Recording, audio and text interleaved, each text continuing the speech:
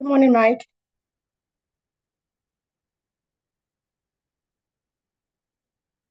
Mike, can you hear me?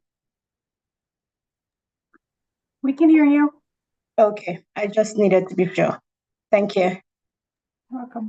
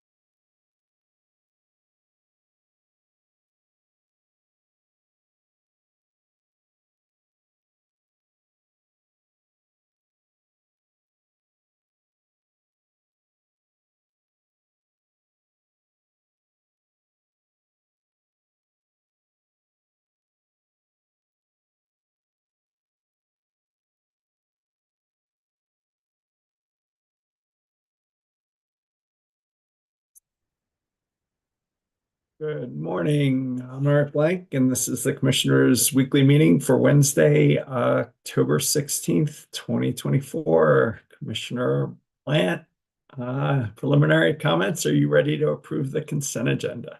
I am ready to approve the consent agenda.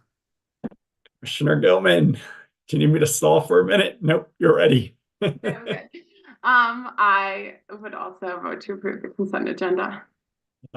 As would I. Ms. Shula, Senate Bill 21-272, how best to provide equity for all. Good morning, Commissioners. I'm Jessie Shula with your advisory staff. I'm joined today by Kelly Crandall, also with the advisory staff. Thank you for the opportunity to provide an update on the agency's implementation of Senate Bill 21-272.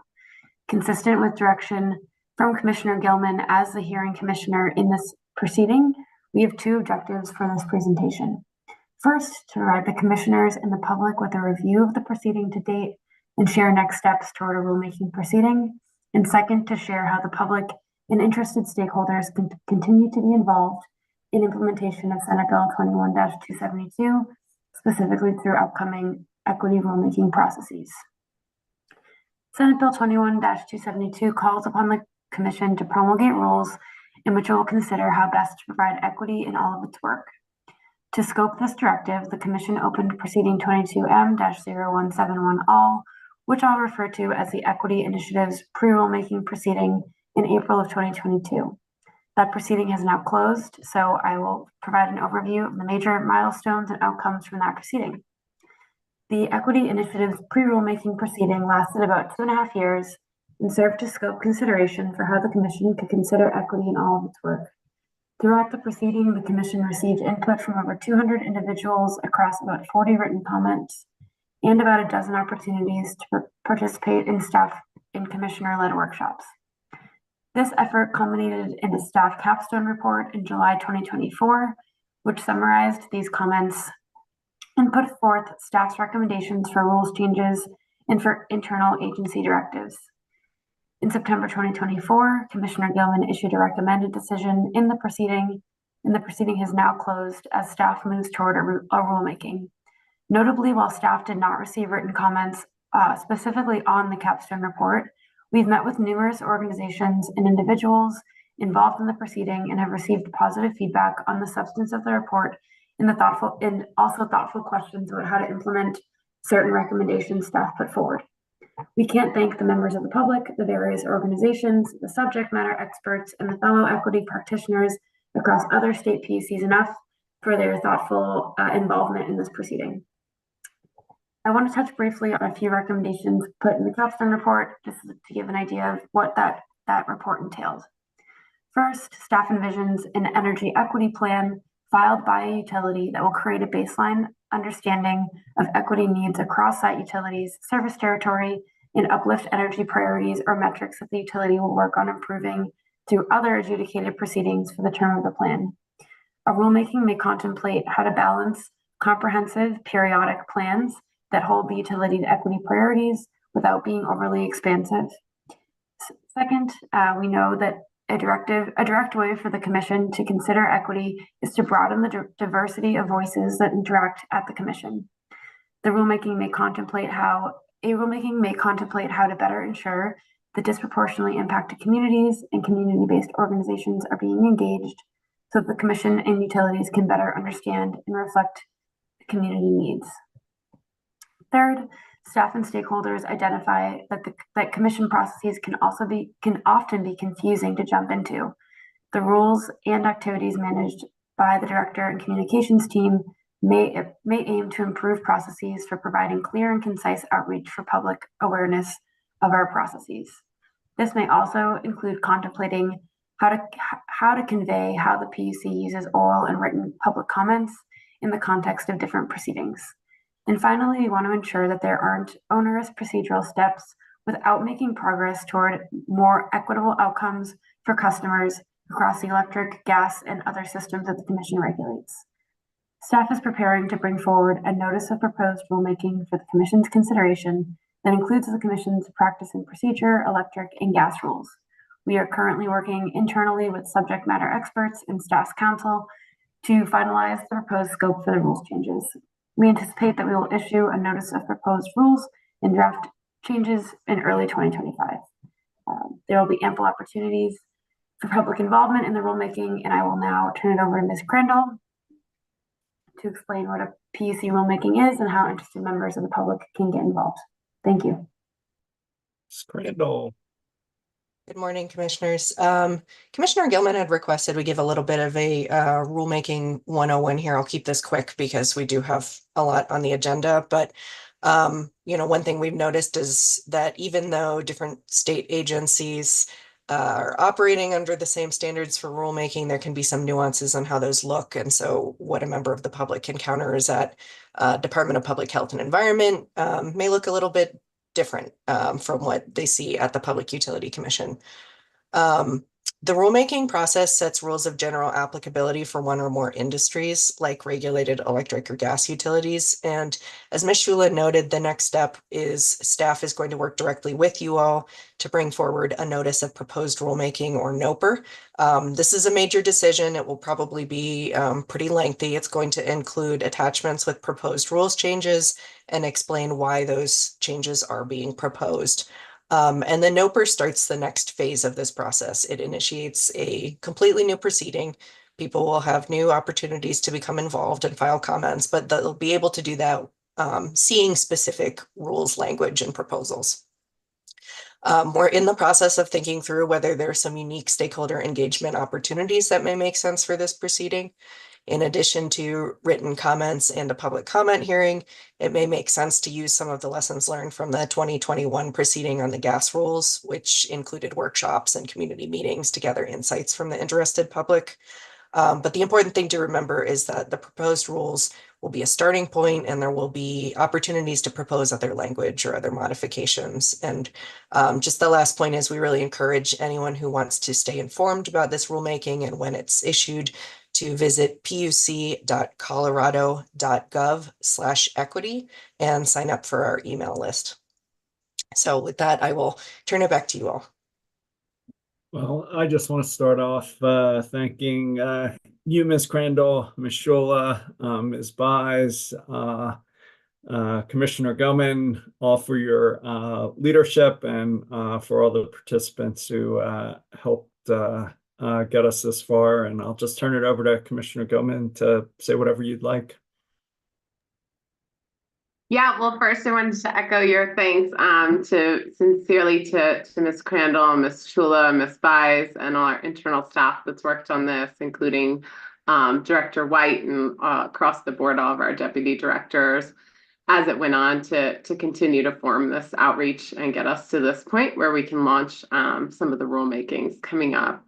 And really appreciate the update today. I wanted to make sure we had a way to communicate with the two of you and the public at large, kind of on what the progress is here, and what we see as the next steps. And I think Ms. Crandall's helpful insights as to how you stay involved. If you are involved, a large part of the lift here has been ensuring that kind of the general public who may have found our processes to be difficult to navigate has a way to understand how to participate and to effectively do so, especially in these equity proceedings as we move forward with these NOPRs. So just wanted to really appreciate the work of all of you, as well as was mentioned of the stakeholders and general public that's provided really meaningful comments and stayed engaged throughout the process to help us craft the direction here. I think one thing I certainly didn't appreciate before I came here to the commission is the extent to which just regular citizens and stakeholders who in some cases don't even get paid to participate here give their time and expertise to help to drive things in the direction that makes sense, and really sincerely appreciate that participation. I know especially folks with an equity focus have been probably stretched pretty thin recently, as many state agencies grapple with the same type of work. So really appreciate that, and really sincerely hope that we see continued participation in the rulemaking, which I think is where this will all become real and actionable in the commission's processes and what we're requesting from utilities going forward. So just thank you all for that work. I hope folks will review that capstone report and stay engaged with us as we move forward into the rulemakings. Thank you again, Commissioner Gilman. Commissioner Plant, comments, thoughts, anything you'd like to say? Well, I just, first of all, want to echo the thanks to all of you for all of your work. You know, 2.5 years, it's pretty amazing. You know, the amount of work that went into developing the capstone report and coming up with an agreement. I think it's really critical to point out that, you know, the folks that all participated in this really worked collaboratively and I think really, you know, have come up with a great work product to move us forward to the rulemaking. You know, I think that the extent to which and the depth to which this issue has been evaluated and you know, procedures and recommendations have come through this process really is a testament to how important this is to the Utility Commission and to all of our operations, you know, going forward, and how seriously we take this endeavor. So I really appreciate all of your work and look forward to the NOPRs coming forward. As do I, Ms. Shula, Ms. Crandall, anything else on this? I think there's no order here other than just expressing our thanks and appreciation. Nope. Thank you. Thank you. Proceeding number 24AL-0397T, Mr. Branson. Thank you, Mr. Chairman and Commissioners. AL 3169 was filed by Quest Corporation doing business as CenturyLink on September 17th, 2024, with a requested effective date of October 18th. The advice letter and tariff pages modify CenturyLink's emergency services tariff, tariff number 25, by inserting descriptions of additional features and services as well as associated pricing. To pay for these services, CenturyLink is proposing both monthly recurring charges and non-recurring charges. The tariff pages propose to offer the services on an optional basis for the first 12 months from the effective date of the tariff pages, after which the services would be mandatory for all basic emergency service customers. 2 protest letters have been received in this proceeding. Commission staff has filed a protest letter noting that Commission rules require that pricing in basic emergency service tariffs be based on actual costs with a proposed profit margin, and that the methodology for determining the pricing should be included in either the advice letter or tariff pages. Since the company provided no documentation to justify the pricing as cost-based, Commission staff requests that the effective date of the tariff pages be suspended and set for hearing. A group of local governing bodies referring to themselves as Best 911 authorities filed a protest letter as well, with concerns that can be summarized as follows. First, they assert that all of the new proposed services, with the exception of geospatial routing, should be offered on a permanently optional basis. Second, if some of the services are offered on an optional basis, how such services are reimbursed by way of the state 911 surcharge should be addressed prior to the tariff being approved. Third, Best 911 authorities wants protections written into the tariff for the ownership of GIS and other data to be provided by the local governments to CenturyLink necessary to enable the 911 services.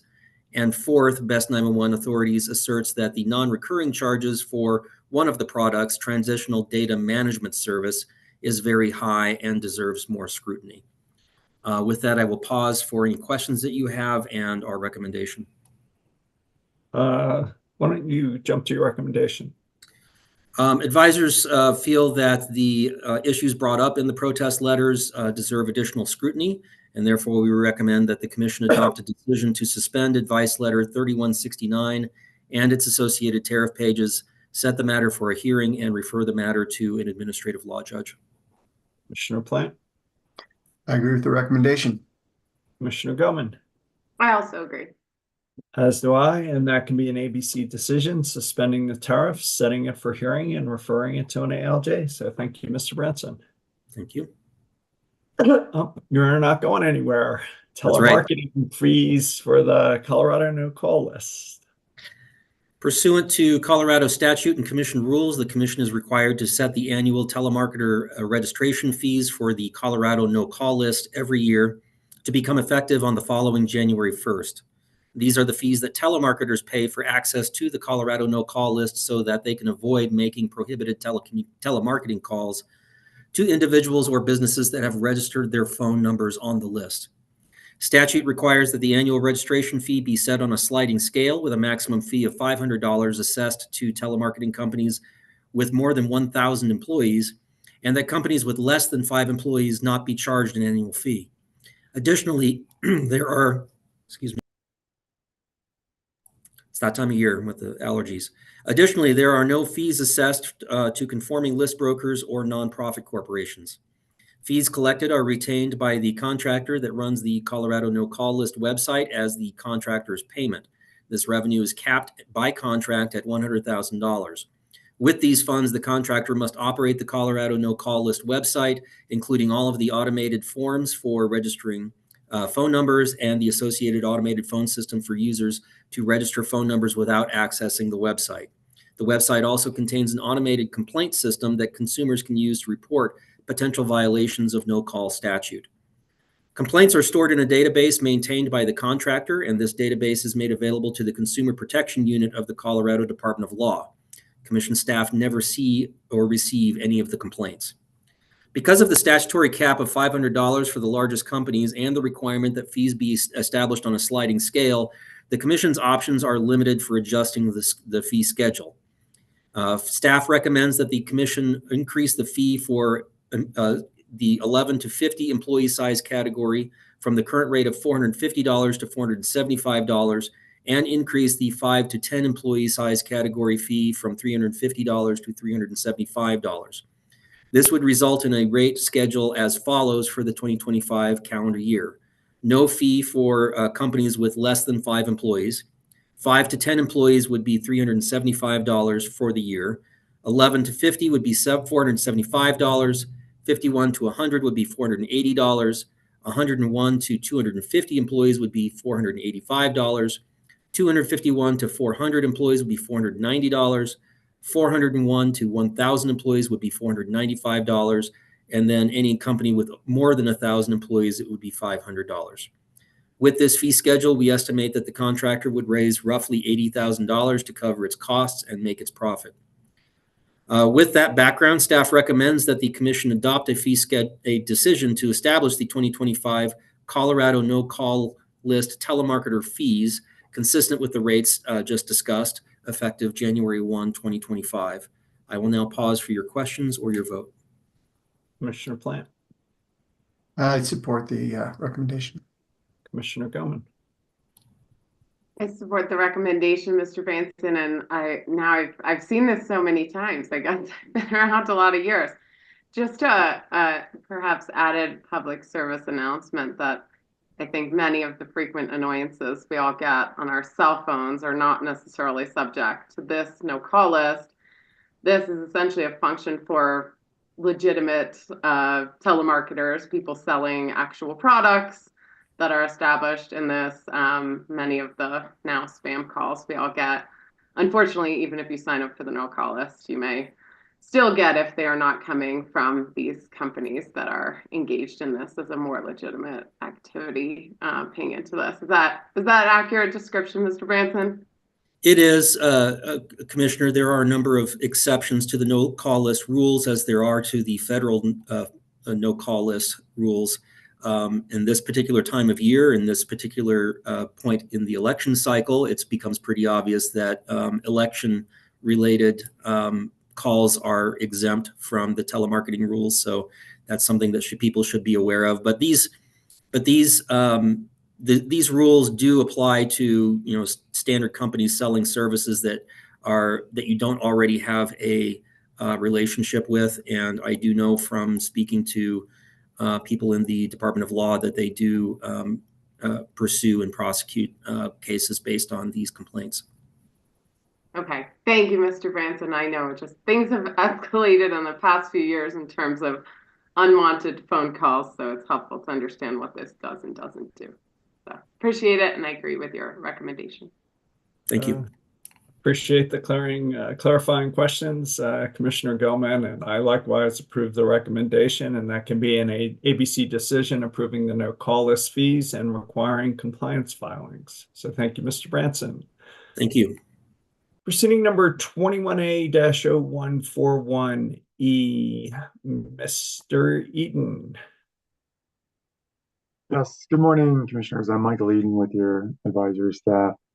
As you know, Public Service Company of Colorado filed a Clean Energy Plan, or CEP, delivery motion on September 6, 2024. In the motion, Public Service argues that global and national geopolitical and market forces require some adjustments to the CEP to ensure that projects contemplated in the approved resource portfolio can move forward. Among other things, the company proposes a process in which an independent auditor, or IA, would review requested price increases both in the near term to address known impacts, as well as in the future if there was a specified change in federal law. On September 19th, the Commission issued decision number C24-0678. Among other things, this decision established a procedural schedule for consideration of the CEP delivery motion. Under the procedural schedule, Public Service had to file certain supplemental information by October 4th, and the deadline for intervener responses was October 11th. The company then files a reply on October 25th. The settlement deadline is November 1st, and a 2-day remote evidentiary hearing begins on November 7th. In addition to setting a procedural schedule, the decision requested the parties address several topics. For example, the Commission required Public Service to provide a comprehensive status report for each project and backup project included in the approved resource portfolio. Parties were also requested to hear stakeholders' views on how to better maintain competitive tension in the process. On September 25th, 2024, the Commission issued another decision addressing certain procedural requests from the Office of the Utility Consumer Advocate and requesting additional information from Public Service. Consistent with the procedural schedule, Public Service filed supplemental information on October 4th, and several interveners filed responses on October 11th. With that background, unless there are any questions for me, I'll stop here for the Commission discussion. Hey, thank you, Mr. Eaton. I asked for this to be put on the agenda to raise one issue with you guys. After my initial review of the filings, I wanted to do this before the company's October 25th reply. In our September 19th decision, we requested input from the parties about developing contract language that addresses a future change in law. In its October 4th supplemental filing, the company opposed the idea of including a change of law provision as a force majeure circumstance, but expressed support for a modification in the model PPA that would provide potential price relief for a specified change in law. However, the company didn't provide sample language. In its 1025 reply, consistent with our prior concerns, I'd like to see the company's preferred language regarding a future contract price reopener in response to potential changes in this law. At this point, I'm not looking for additional briefing regarding the concept behind the new provisions, just the actual proposed price reopener language and where it might reside in the contracts. Having this language prior to hearing could help avoid future delays and could allow better questions from us and the parties. Second, the company claims that it, and now I'm quoting, has faced numerous requests for changes from IPPs that place an unacceptable level of risk on the company, and they say in turn our customers, and provide some general examples. Again, I'd like to request the language that is of concern. So I'd ask the company to further clarify this statement by providing examples of the language that the company is proposing, the language that the developers are seeking, and the language in the model contract. Like the first issue, we already have briefing on these types of issues from multiple parties. So I'm just requesting examples of the language proposed that is causing concern. As part of the November hearing process, I'd like to see if we can resolve as many of the open contract language issues as possible. And to reiterate, I propose directing Public Service to include this information in the October 25th reply with a short ABC order today. So again, the idea is just to see if we can resolve the open contract issues as best we can, so we don't create weeks and months of delays even after we resolve the open price issues. So Commissioner Plant, thoughts, guidance, anywhere you'd like to go? Yeah, no, I think that I appreciate your, sort of flagging this so that we can have the material before the hearing to address it, and hopefully we can come up with some sort of language to move things forward. It seems like there's been an awful lot of delays that have been sort of built into the process already. So, and as we know, those delays don't serve the interests of trying to move these projects forward. In fact, they do exactly the opposite. So, yeah, appreciate that addition. Commissioner Gilman, anywhere you'd like to go? Yeah, I'm fine with your request for kind of that additional transparency and to try to move this process forward quicker. I guess the whole thing leaves me a bit dumbfounded about why we're here, 8 months after the phase 2 order with no signed contracts and no projects, especially with several that I think are willing to move forward. So I continue to struggle with how this process will play out and not just result in kind of across the board increases for ratepayers.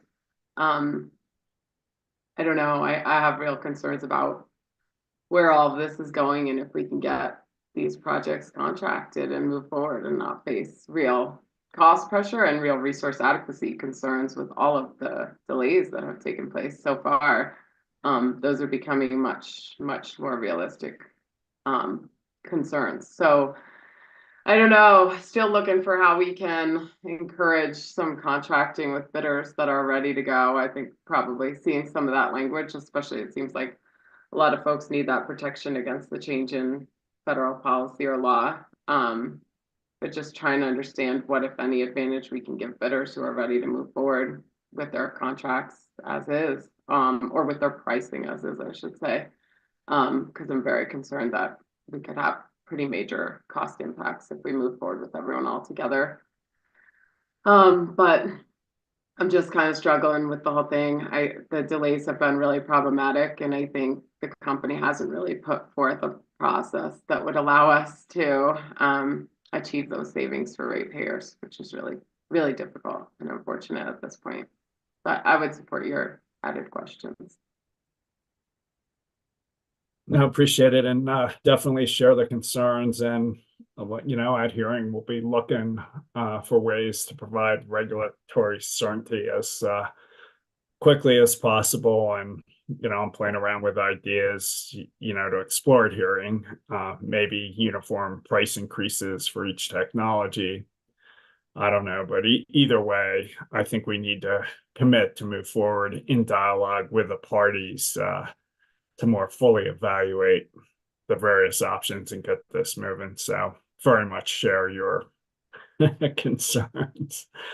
I guess, yeah, Commissioner Gilman, anything else you wanted to add or? No, I wish I had a clearer path forward here. I wish I had a clear understanding why there's been no contracting so far, if that's where we're at. I'm really pretty dumbfounded by the situation, to be honest.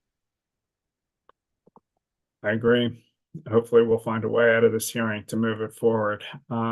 Mr. Eden, I think that can be a brief ABC order, and thanks for all your help with this. No problem.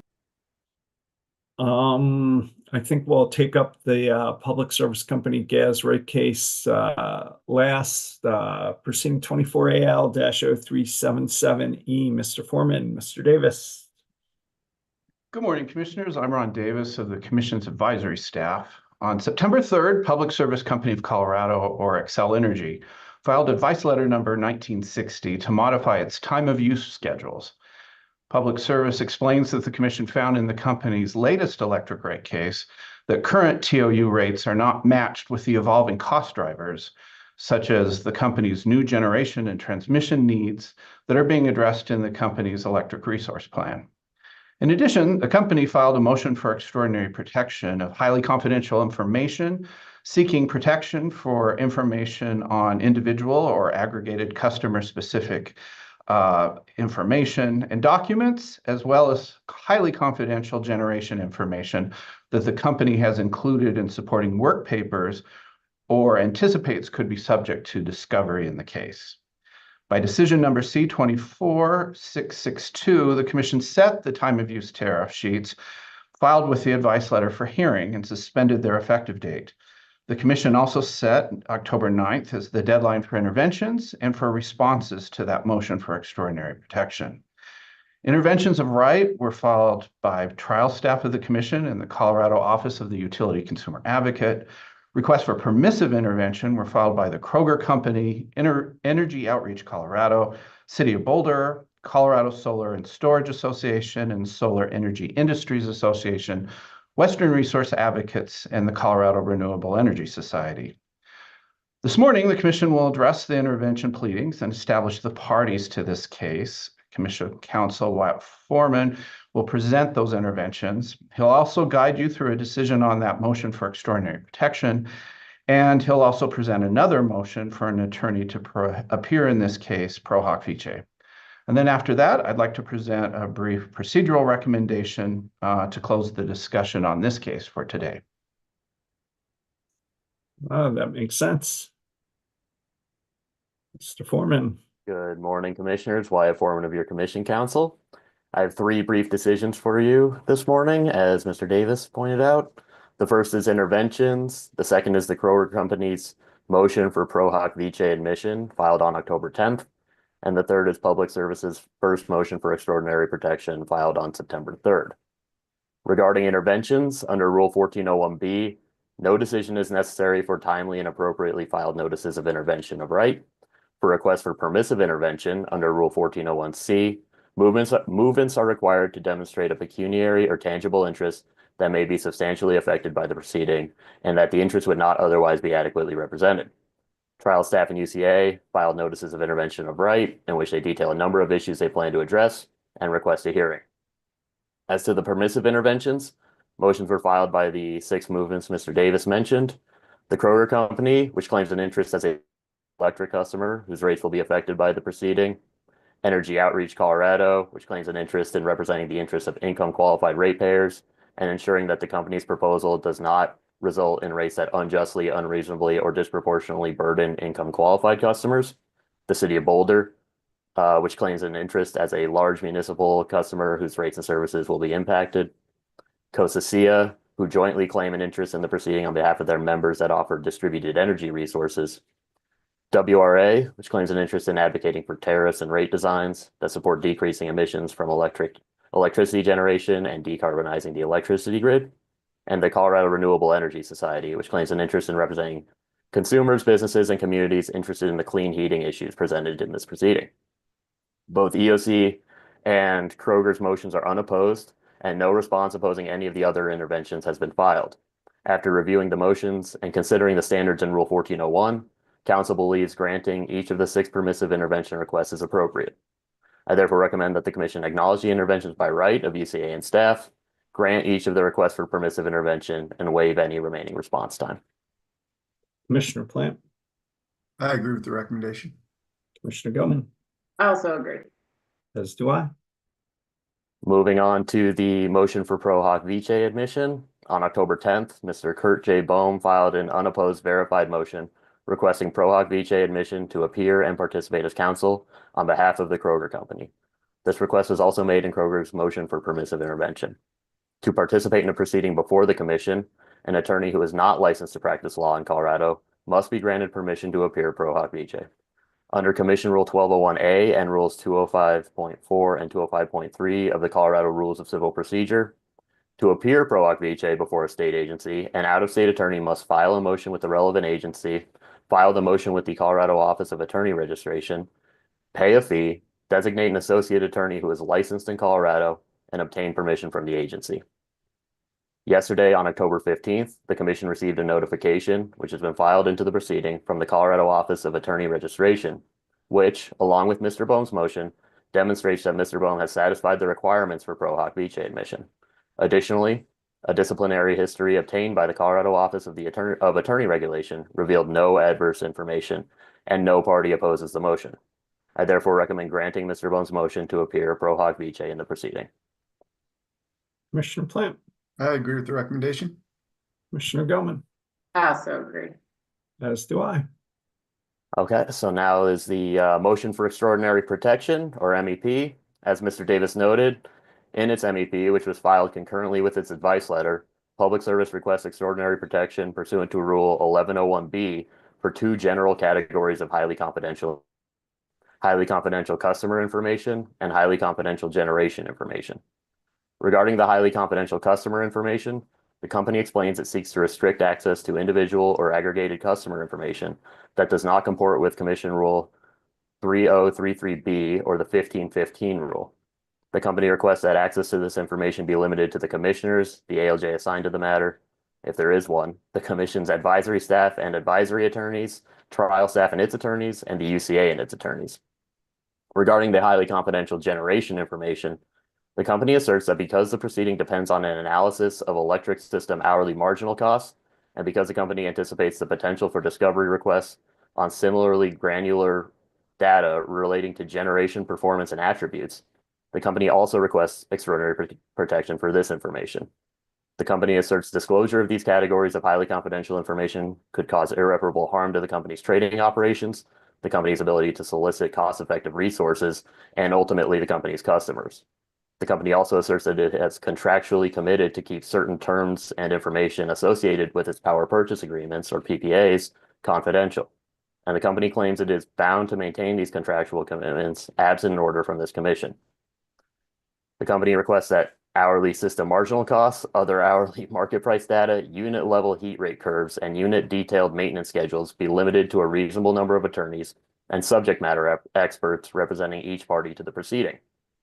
With respect to the highly confidential generation data that is protected by a confidentiality clause of a PPA, the company requests that such information be limited again to the commissioners, ALJs, the commission's advisory staff and attorneys, trial staff and attorneys, and the UCA and its attorneys. The company further notes that the commission has granted similar requests for extraordinary protection in previous proceedings.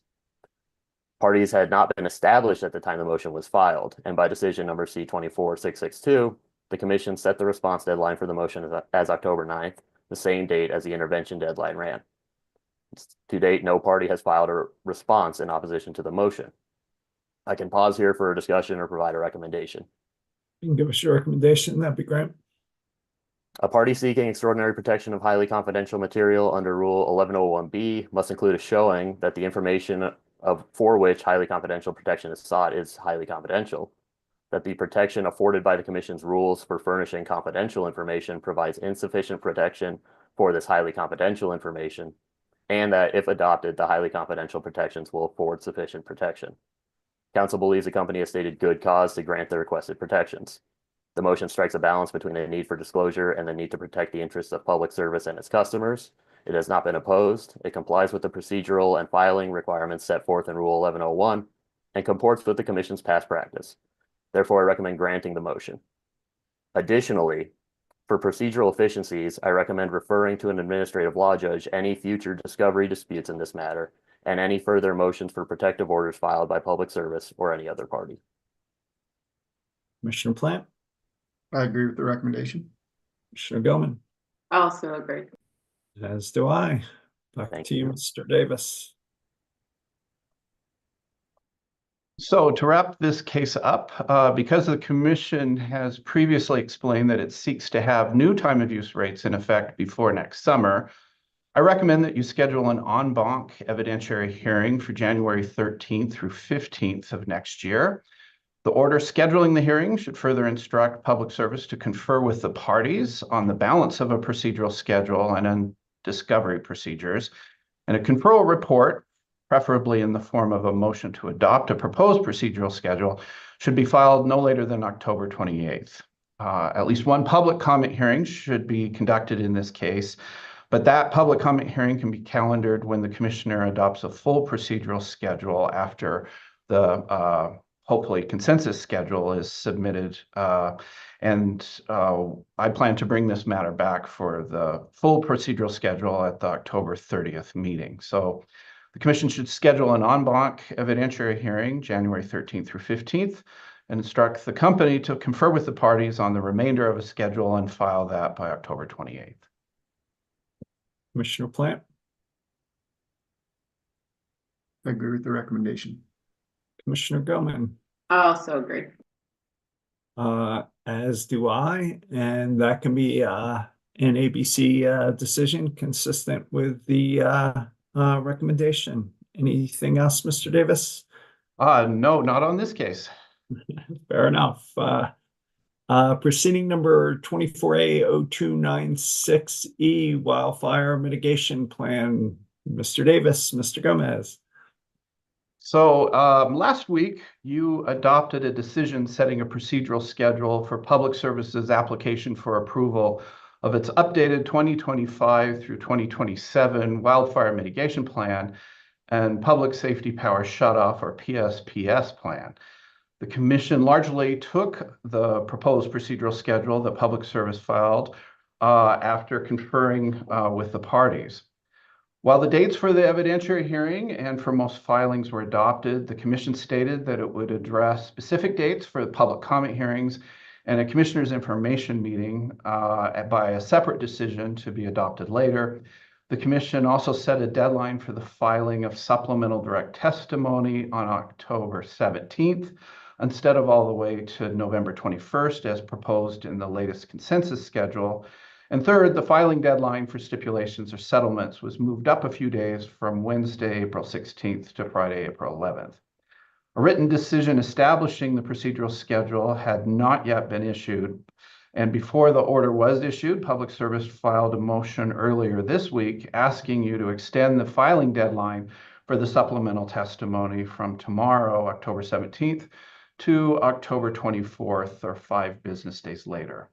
That request seems reasonable to the advisors, and I recommend that you adopt it. And if you do, that result can be incorporated into the pending ABC written decision establishing the full procedural schedule. Commissioner Plant, I agree with the recommendation. Commissioner Gilman, I also agree. as do I, and including the ABC order. So thank you, Mr. Davis. Anything else on this one?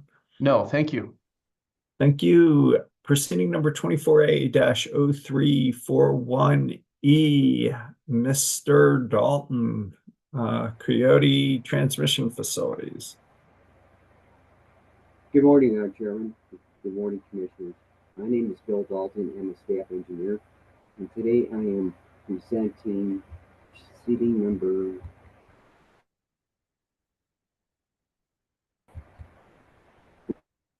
Are you all able to hear him? 0. Yeah, Mr. Dalton, you may speak up louder. There's a lot of It's an application by Public Service.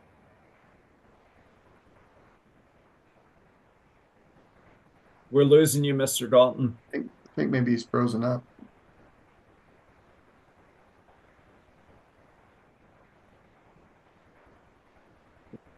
Mr. Dalton, can you turn off your camera? Can you hear me?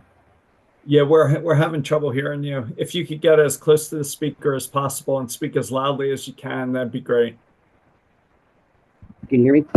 Yeah, as loud as you can.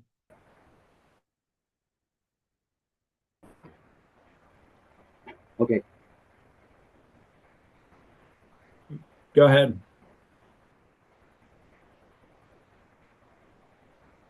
We can't hear you. At least I can't hear you. Can you hear me? Okay. Proceeding number 24A-0341E is an application of Public Service Company of Colorado for a certificate of public convenience and necessity for the customer-funded Coyote Transmission Facility. On August 9th, 2024, Public Service Company filed an application requesting the Colorado Public Utilities Commission grant a certificate of public convenience and necessity for the company to construct, own, and operate customer-funded transmission facilities, the so-called Coyote Transmission Facilities, or the project.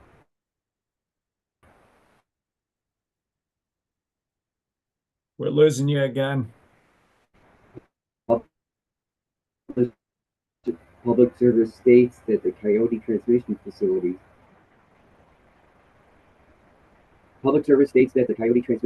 are necessary to provide electric service to two end-use customers.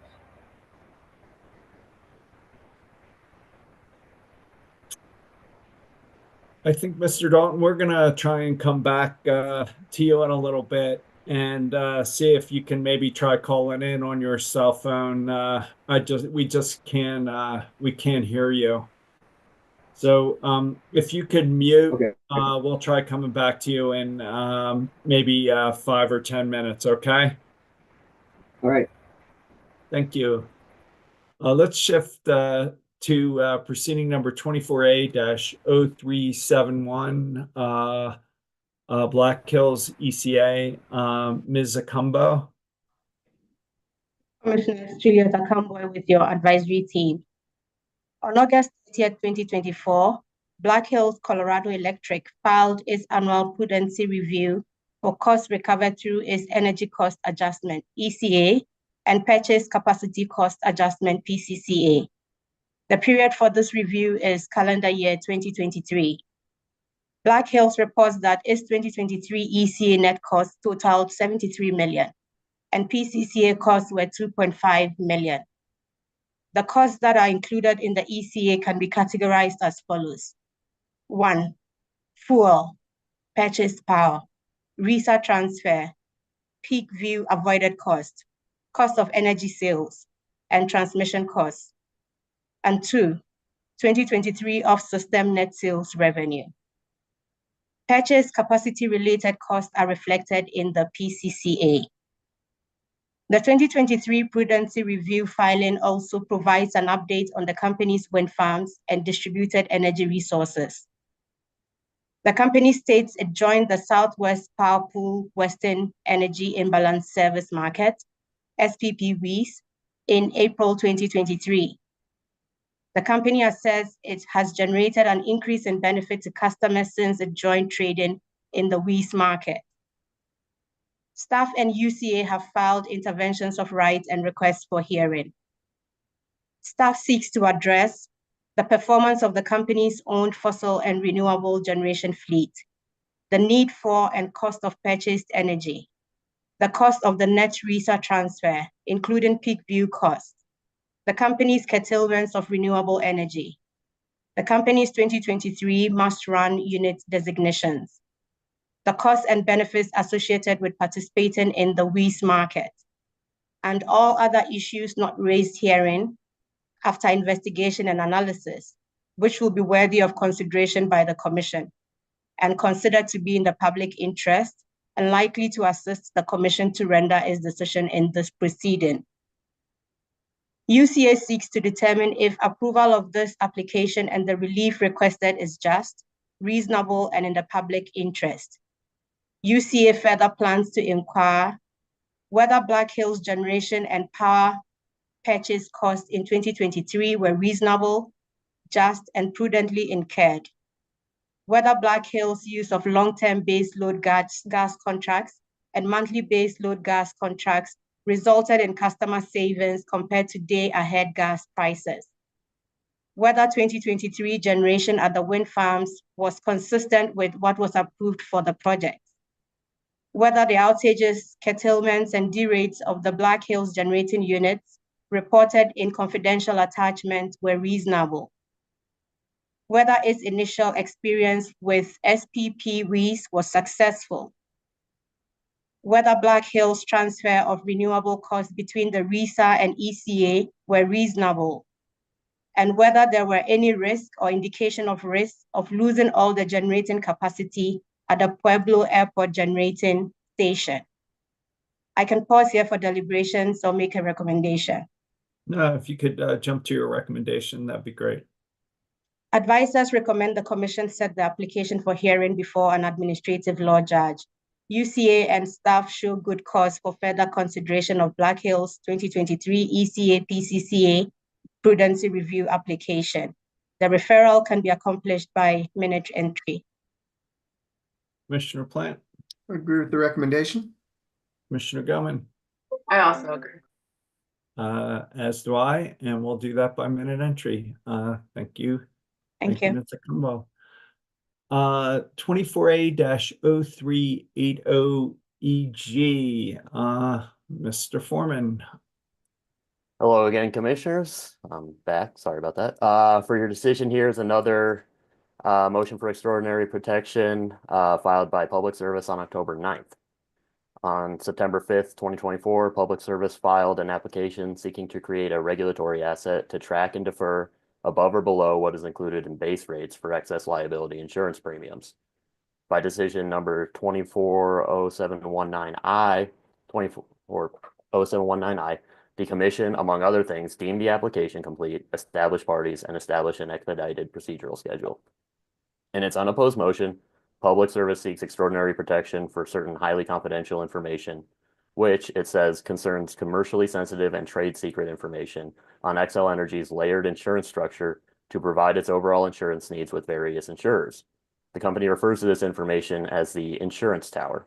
The company asserts that disclosing Xcel's insurance tower without highly confidential protections in place will show its specific negotiated coverages with insurers, and that Xcel could be harmed if the layered structure of the insurance tower became known to competitors, potential counterparties, or potential insurance providers.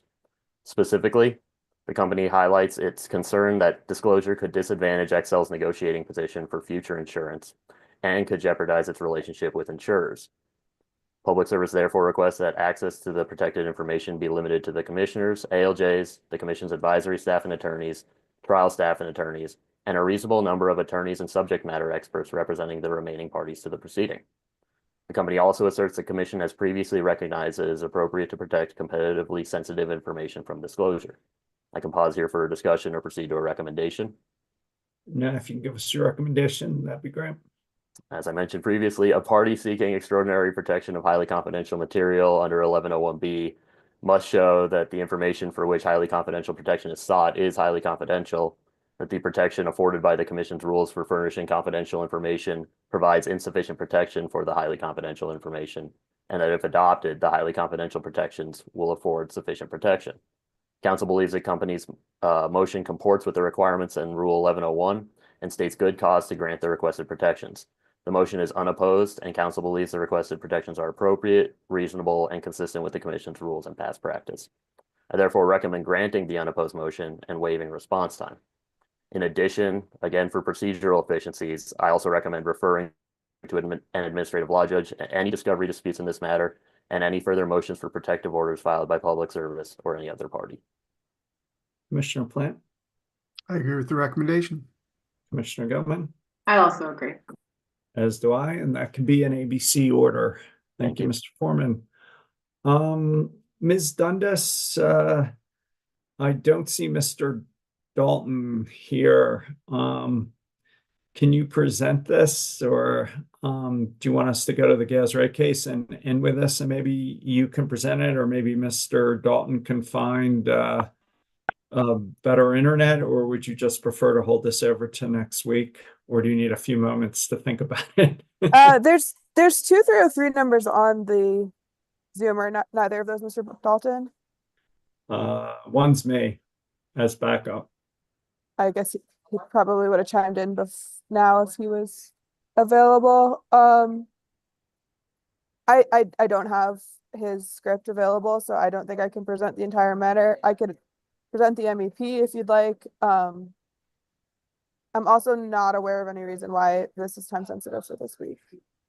All right. So If why don't you you start with the rate case, and I'll chime in if I find Mr. Dalton.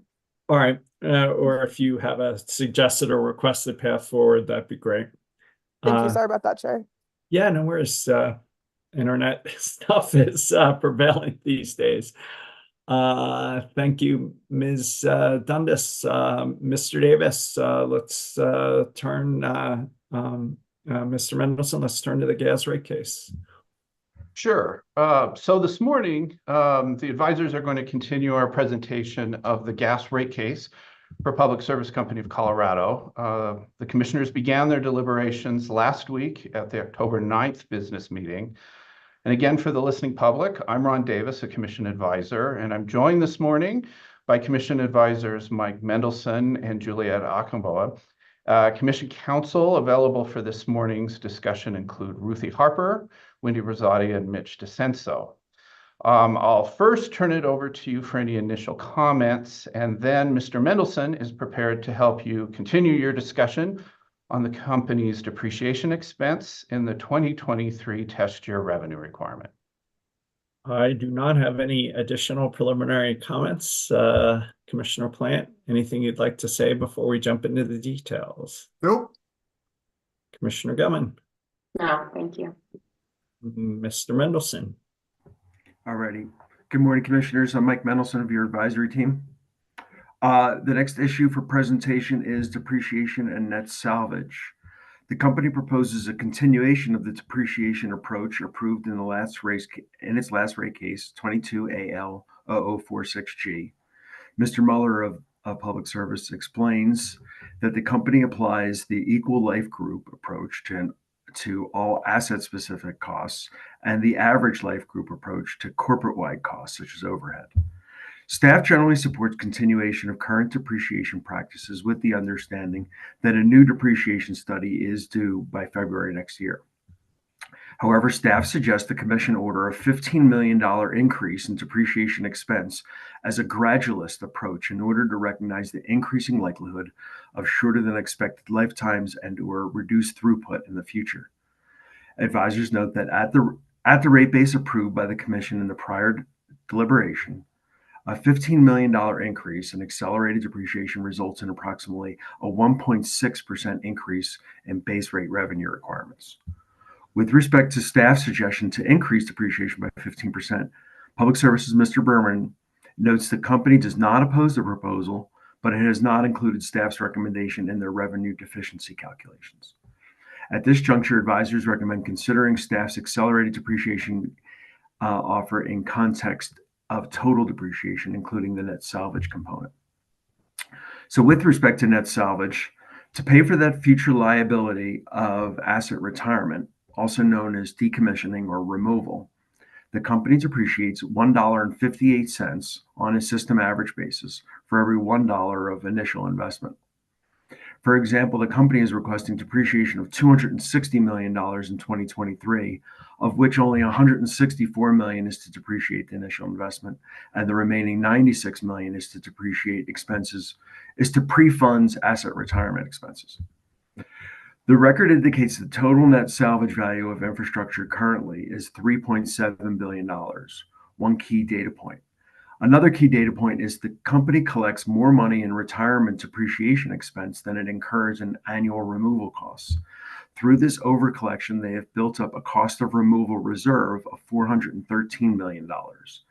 That value represents an IOU that the company owes their customers often and is often referred to as a negative rate base. Advisors pose three questions to facilitate Commission deliberation on the issue. Should customers pre-fund future retirement liabilities? Does the Commission need to alter the company's growing negative rate base? And should retirement funds, either in the form of the annual depreciation expense and/or the total COR reserve, be placed into a separate reserve fund to ensure their availability when future liabilities arise?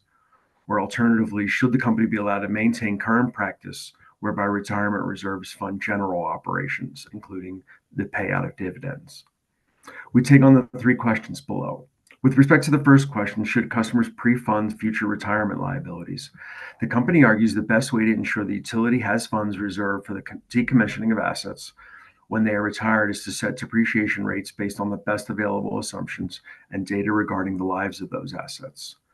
Staff suggests the Commission lower costs to current customers, at least with respect to net salvage, by simply expensing future retirement costs as they occur, although no change should be made until the depreciation study is submitted next February. The company's Mr. Mueller suggests there are several reasons to include removal costs in depreciation rates. The first is intergenerational equity, that is, customers who benefit from use of an asset help pay for the cost of its retirement.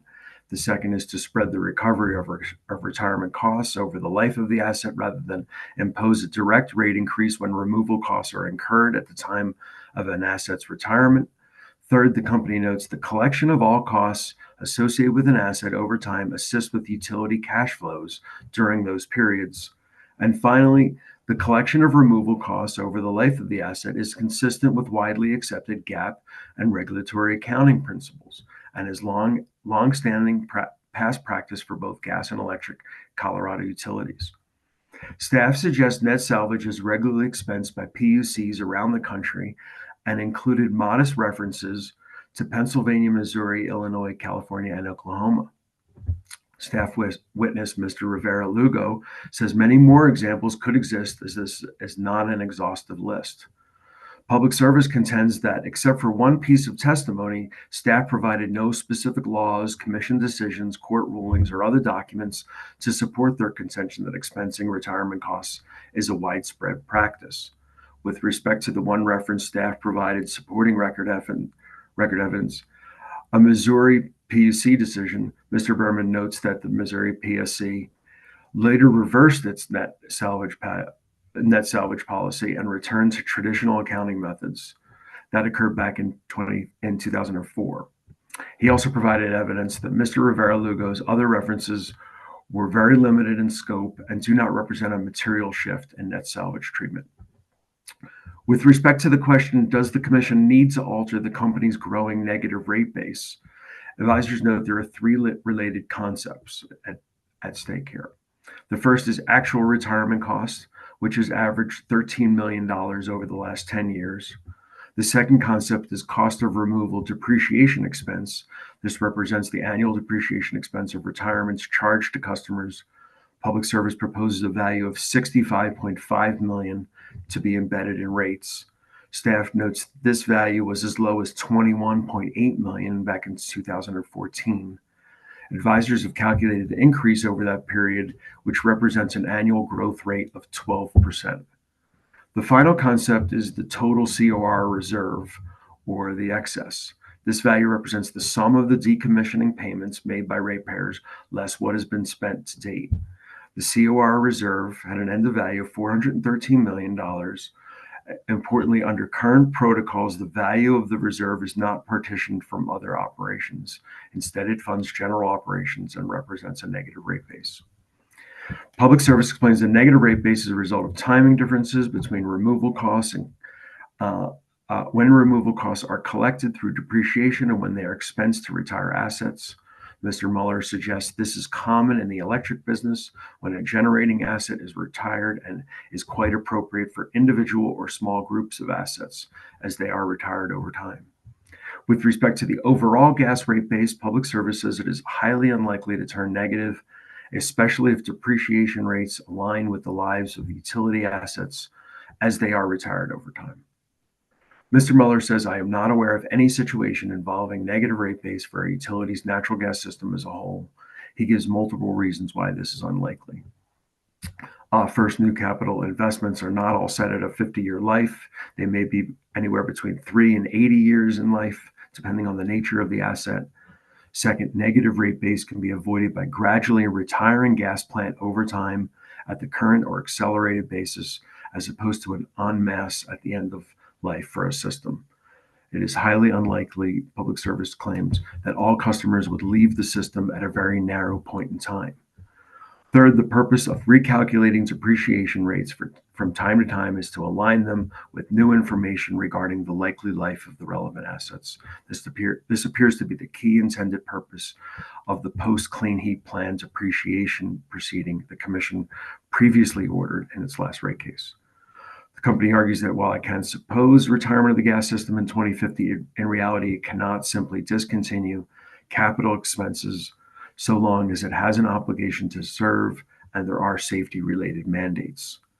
If the Commission did require the company to assume a 2050 end of life for the entire system, depreciation rates would roughly double for the depreciation in 2023. That would go from about $16 million to about $30 million from normal life to a 2050 end of life, including both recovery of initial investment and retirement expenses. Notably, the record does not include a forecast of the total COR reserve or components that comprise it on this record. Accordingly, advisors generally recommend the Commission direct, as part of the company's upcoming depreciation study, a 25-year forecast in executable format that projects forward annual decommissioning costs, annual retirement depreciation expense, the total COR reserve, the debt and equity levels of the operating company, and the operating company's credit metric over the forecast period. This extended forecast should be capable of incorporating various depreciation scenarios evaluated through the depreciation study. Advisors believe this will help place the net salvage issue into proper context. And finally, the last question that advisors pose is, should retirement funds, either the annual expense or the total COR reserve, be placed into a separate reserve fund? Staff witness Mr. Rivera-Lugo complains the company can use the funds collected via net salvage freely in whatever form or manner they choose to, or not necessarily pay for any costs or removals currently being incurred. He argues that current depreciation rates are far higher than recent historical costs of removal. According to staff, this indicates the company's depreciation rates are set too high at ratepayers' expense and the company's benefit. Staff recommends the Commission order the company to reclassify the pre-collected depreciation reserve to a separate regulatory liability account, which would be exclusively used to charge actual costs of removal incurred until completely depleted. And the staff also recommends that the Commission allow the inclusion of the 10-year average of actual costs of removal, which equal $13 million, as an ordinary O&M expense in future rate cases. Public Services Mr. Mueller contends staff's proposal fails to recognize that depreciation rates are designed to serve the current population, while actual removal costs are based on infrastructure designed to serve the population when the pipe was installed. According to his data, Colorado's population has tripled and household sizes have declined by 29% since 1964. Overall, there are nearly 4 times as many households as 60 years ago. Mr. Mueller contends staff's proposed solution is flawed and will leave customers open to significant one-time actual removal costs in the future. He also suggests that the existing reserve count is effectively already a regulatory liability for both SEC and FERC reporting purposes. The dollars are separately classified and are directly reduced by spend on removal activities for gas system assets. An alternative method, Public Service notes, is to place funds into a legally separate trust, which would prevent negative rate base, as the trust itself and the obligation it funds are outside of rate base. This concept was raised by Chair Blank at hearing. The company argues a reserve fund would be highly unusual and complex for natural gas assets and could fundamentally harm the utility business and its financial integrity at the same time in which Public Service must continue to serve gas utility customers. Logistically, the company would establish the external trust and hire a trustee and a separate entity to manage the funds in the trust. Mr. Mueller explains the trust must earn its own return and cautions taxes and the need for a conservative investment mix may reduce the trust's investment returns. The company contends the current protocol facilitates the ratepayers receive a return at the company's WACC, as the COR reserve represents funds the company does not have to raise. Public Services Mr. Johnson describes a potentially detrimental impact on company cash flows and credit metrics, aligns with either moving the current decommissioning reserve or future expenses to a trust. He examined 4 scenarios which combine those issues with whether or not the rating agencies adjust their calculations of credit metric calculations in response. He calculated an impact to credit metrics between 5 and 95 basis points based on those 4 scenarios. He states, to be clear, we cannot be certain how the rating agencies would model such a methodology. With respect to a net salvage trust account, advisors recommend if the Commission requires such a mechanism, it also clearly specify the annual diversion from the depreciation expense to the trust fund and under what circumstances the funds in the trust can be used toward removal activities, either immediately or in the future. I'll pause here for your discussion. I'm also available to answer any questions or provide a recommendation. Yeah, maybe I'll jump in first and then see what you guys think. I just start off saying Mr. Johnson, in both his written and oral testimony, talks about the importance of free cash flow as defined by the rating agencies for purposes of maintaining certain credit metrics. As I understand it, the current approach to negative net salvage value results in borrowing free cash flow, again, as defined by the rating agencies, from the future and using it to help support today's credit metrics. On this record, this borrowing from the future, net of funding end-of-life asset retirements today, is now more than $50 million a year. As Mr. Mendelson said, that's just $65 million minus $13 million. It's growing rapidly with a total current future liability of over $400 million. In a declining sales environment where actual asset life may be well below the engineering life, I'm concerned about the rate impacts of maintaining the credit metrics in the future once the company starts to fund growing end-of-life asset removal expenses without any offsetting free cash flow at that time. This free cash flow and credit metric problem may arise even if the gas business is otherwise reasonably healthy and has positive rate base. As we saw in this case, Mr. Johnson was, and as Mr. Mendelson outlined, Mr. Johnson was concerned about the current credit metric impact of even starting to reduce the current $50 million in borrowing free cash flow from the future. This issue seems like it will get substantially worse and more difficult to deal with over time. So for me, as we talked about a little last week, I'd be prepared to start funding a trust at $15 million in 2025 out of otherwise free cash flow to support these future cost obligations. As I said last week, I was not very convinced by the company's argument that setting up a trust would somehow be too complex. To offset the current impact on the credit metrics and free cash flow, I'd accelerate depreciation by $15 million per year, as separately suggested by staff.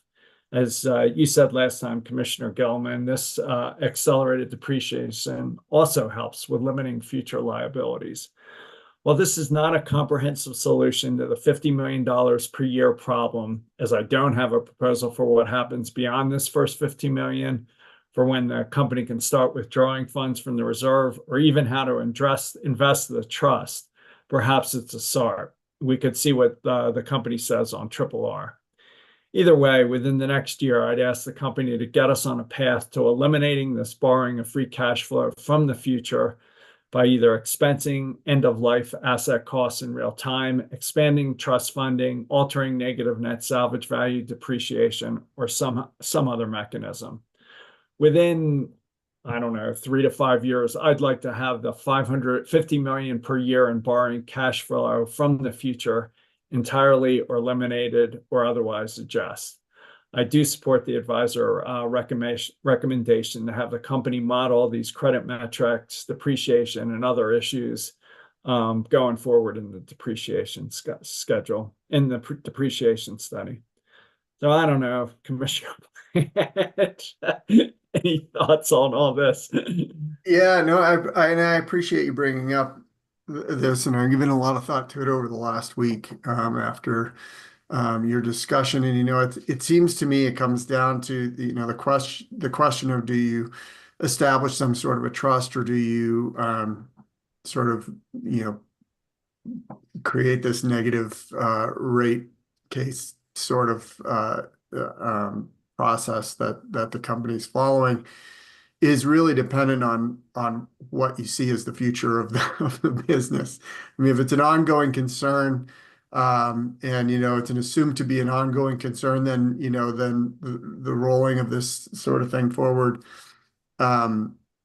maybe has a little bit more justification. But if you're trying to figure out if there is an end to this business in the future, what happens in the case of that end to the business, I think it becomes a lot more of a critical issue. And thinking about this, really, it seems like liabilities would fall to the electric business. And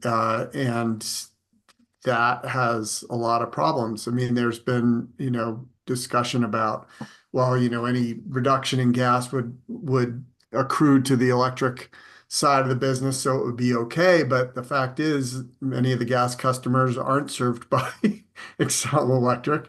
Many Xcel Electric customers don't use Xcel Gas, so it becomes pretty messy. And I don't know that we have, as I think you pointed out, Mr. Chairman, I don't know that we have, a full picture of exactly what these costs are and when they would be incurred, what the potential negative impacts are if we see, what we project as a declining use case, and particularly in the event that that declining use case is accelerated through some sort of a cycle. But I think right now, I think your proposal of creating this trust, creating sort of a temporary schedule of how that would be implemented over the next couple of years gives us a little time to examine through the depreciation study and any kind of comments that we can receive associated with that, what a long-term strategy might be. I think we're at a good point to start that conversation now, and we could save future customers from some sort of a very, very large and impactful liability that in the future. And I think that deserves a good conversation and strategy going forward. But I think that the trust proposal that you put forward is a responsible start to that process. And if in fact, through that study we decide no, the way the company's been doing it is the best way, then we can move back that direction. It's not something that can't be modified, but I think that we need to go down one path or another here, and putting into a trust, I think is probably the safest path going forward until we get some clearer answers through the depreciation study. Commissioner Gilman, what do you think? Yeah, I mean, I share a lot of your concerns. While I can somewhat wrap my mind around this method under a scenario of increasing sales and a somewhat certain future for the business and for the industry, I think the point in which we're at makes it much more difficult to understand, if this is really a rational approach, what we have right now. If we start to face increased retirements and decommissioning and start to slow new investments, it's difficult to understand how the math works here. And I'm a bit alarmed by the company's lack of interest in that question to figure out, what does this look like when we move forward? We're showing, even in this rate case, an assumption of a 40% drop in sales in 15 years. You have to start to question what that looks like as it plays out, and especially what it looks like with regard to this question specifically, which I think could have kind of some outsized impacts, given the kind of influence on rate base and whatnot as we move forward. So I'm supportive of your proposal. I think it's a good start, as was brought, in terms of directionally. I think it moves us in the right direction in terms of accelerating depreciation in one more step, as I think it's quite reasonable to assume that the depreciable life of these assets may become a real problem in the future. But also that I think there's a serious question if the company will have this cash when the check comes due, when it's time to actually retire the assets. That's the entire assumption here, is that kind of through other cash flow in the future, they will then fund what are the current retirements at that point in time, which is how I understand it to work today. And I think there's a serious reason to be concerned about that approach, that the money might not be there. And so what does that look like? It probably looks like raising rates more in the future to get more cash flow to cover it. Was that actually using the cash you got from customers for the purpose of retiring? I don't think so. And so I think just the legitimacy of, are we really going to use the money we collect for that purpose is a major concern for me.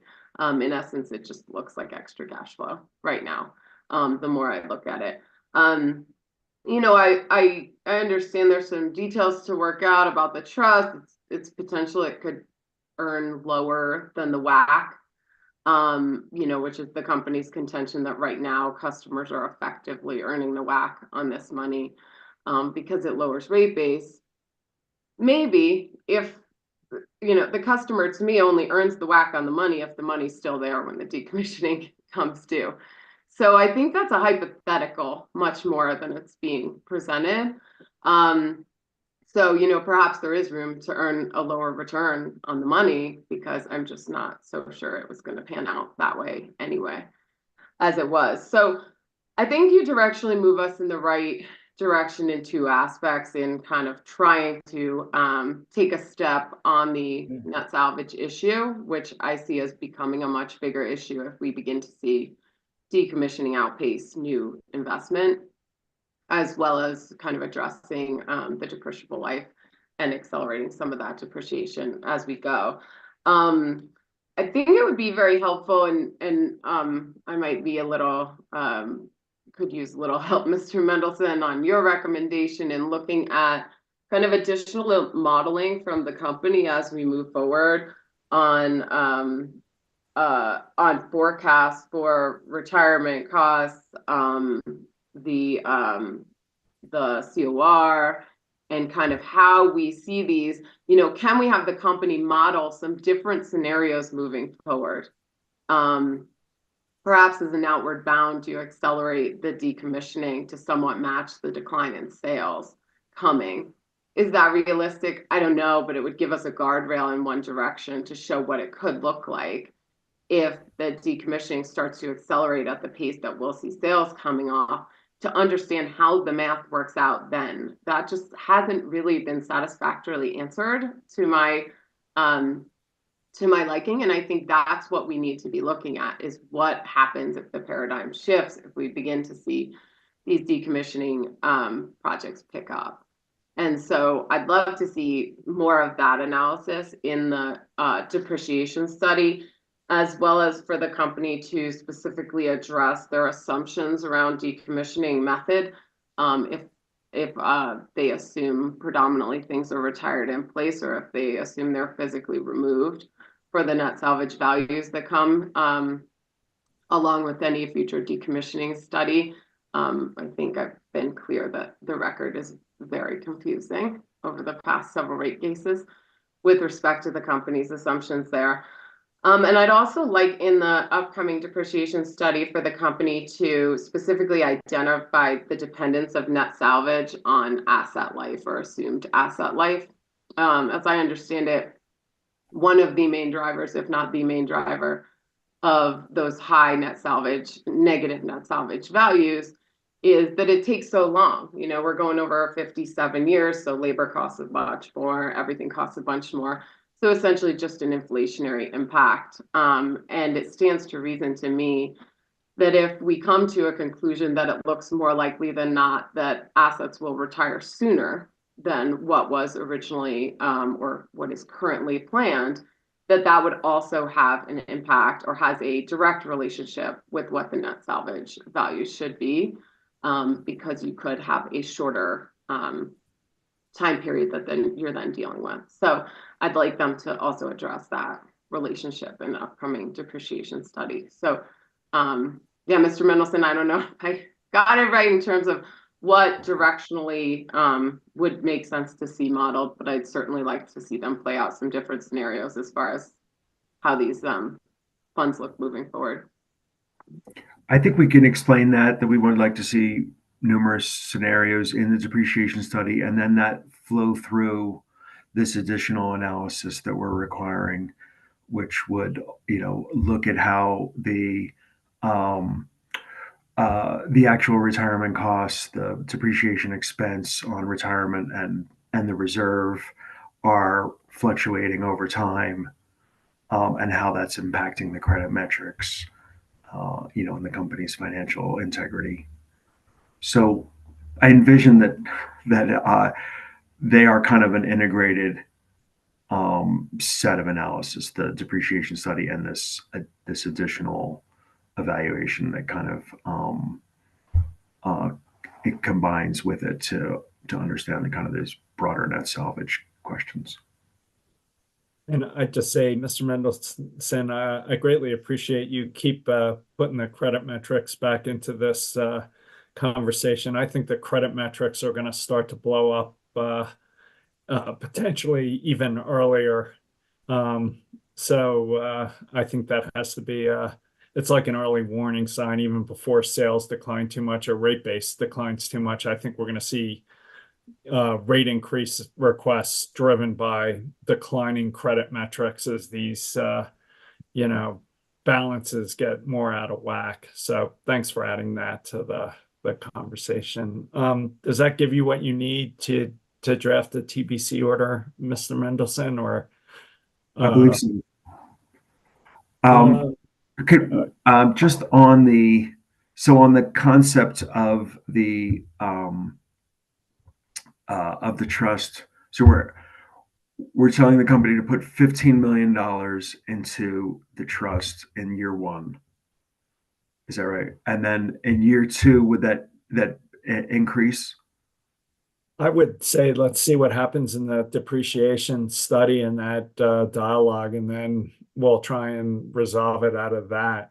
I mean, we can order it here, but I think I'd like to see what happens in that depreciation study. I mean, we can go 80-20 on 80% in the market, 20% on what they should invest in. We can increase it by the trust fund by 15% a year. We can accelerate depreciation, but I think I'd like to see what they file and then take it from there. But maybe we can provide guidance. I don't know. Do you have any advice, Mr. Mendelson? This is, as Commissioner Gilman pointed out, for across multiple rate cases, it's a very unsatisfactory record. Well, the commission could increase the accelerated depreciation that would raise rates 1.6%, and then that $15 million would go into this trust fund, and maintain that on an annual basis going forward until it's revised. Probably the next opportunity to revise that, though, I'm not sure if that could be revised in the phase 2 process. The commission would be considering. I think could it be revised in that depreciation study? Well, this is a good time to phone a friend, Mr. Davis. Right. Your friend showed up without the phone call. Right.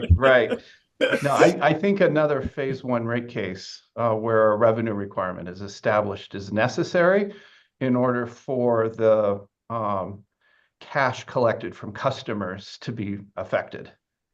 So I think it's a future rate case where the results of a new depreciation study are applied.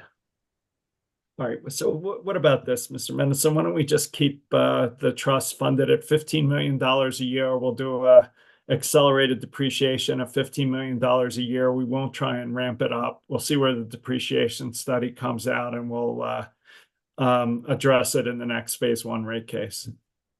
Any comments on that?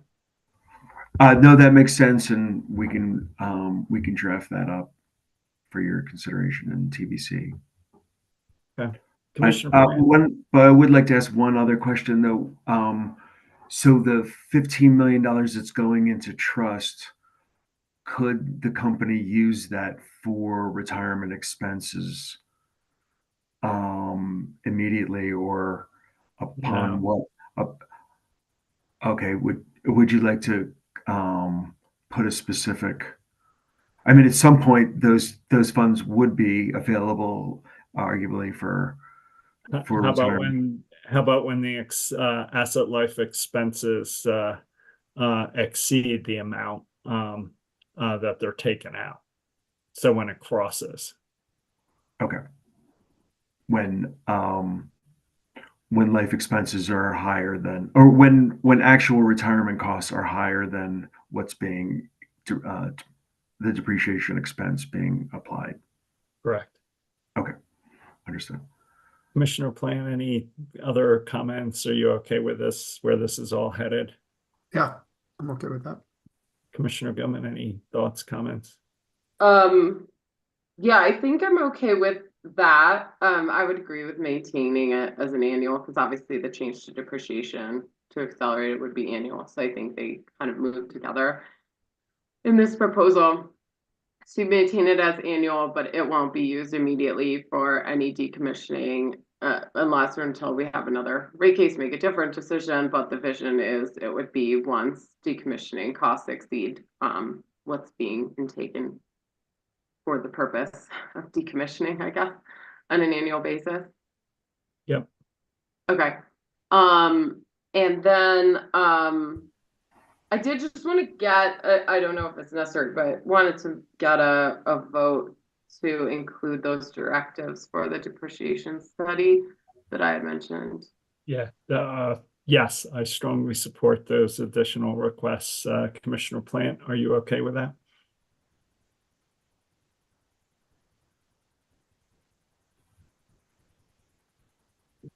Maybe while we wait for him, I have one other question. Mr. Davis, how do we imagine the depreciation study will come in? You know, I think there's like a 6-month timeline for the company to do a depreciation study or file it. There's also a separate depreciation study of sorts that's happening at CEO from some legislation.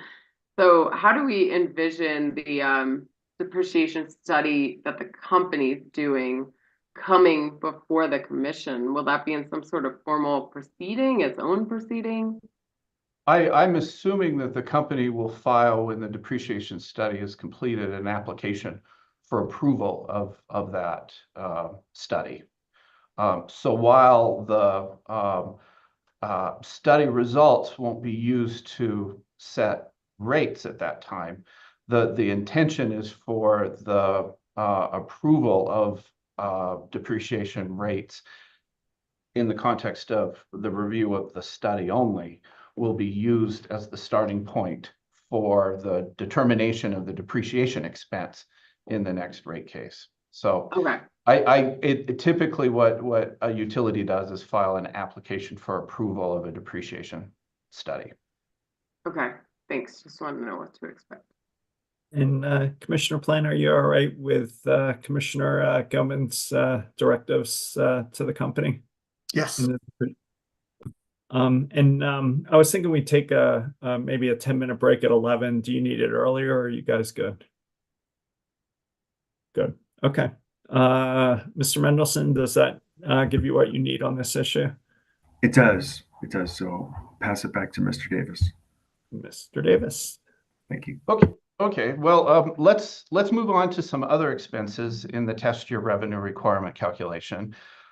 Senate Bill 23291 modified Section 40-3-114 of the utility statutes by adding a new Section 2 that states that a utility shall not recover certain costs from its customers, whether as part of a proposed base rate cost, a rider, or other charges. One category of these, for shorthand, prohibited costs is investor relation expenses. Another category is expenses for lobbying or other activities meant to influence the outcome of any local, state, or federal legislation, ordinance, resolution, or ballot measure.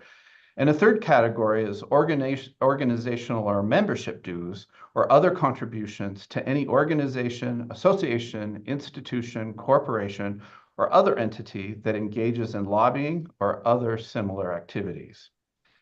This rate case involves all three of these prohibited expenses, and I'll start with investor relations. According to the UCA, Senate Bill 291 requires all investor relations expenses to be excluded from the revenue requirement, no exceptions. However, UCA claims that neither it nor the Commission can verify that all of these investor relations expenses have been removed in this rate case. And in addition to this general claim of lack of transparency, UCA argues that the company failed to satisfy its burden to prove that it eliminated these investor relations expenses. The company rejects UCA's arguments, faulting UCA for concluding that SB 23291 prohibits any expense related to raising capital without qualification. Public Service argues that the statute does not define investor relation expenses and that utilities unavoidably incur certain expenses to comply with applicable law, federal regulations, and contracts necessary for conducting its business. According to the company, such costs are unavoidable and by definition prudent, since they are necessary for the company to have access to capital necessary to serve customers.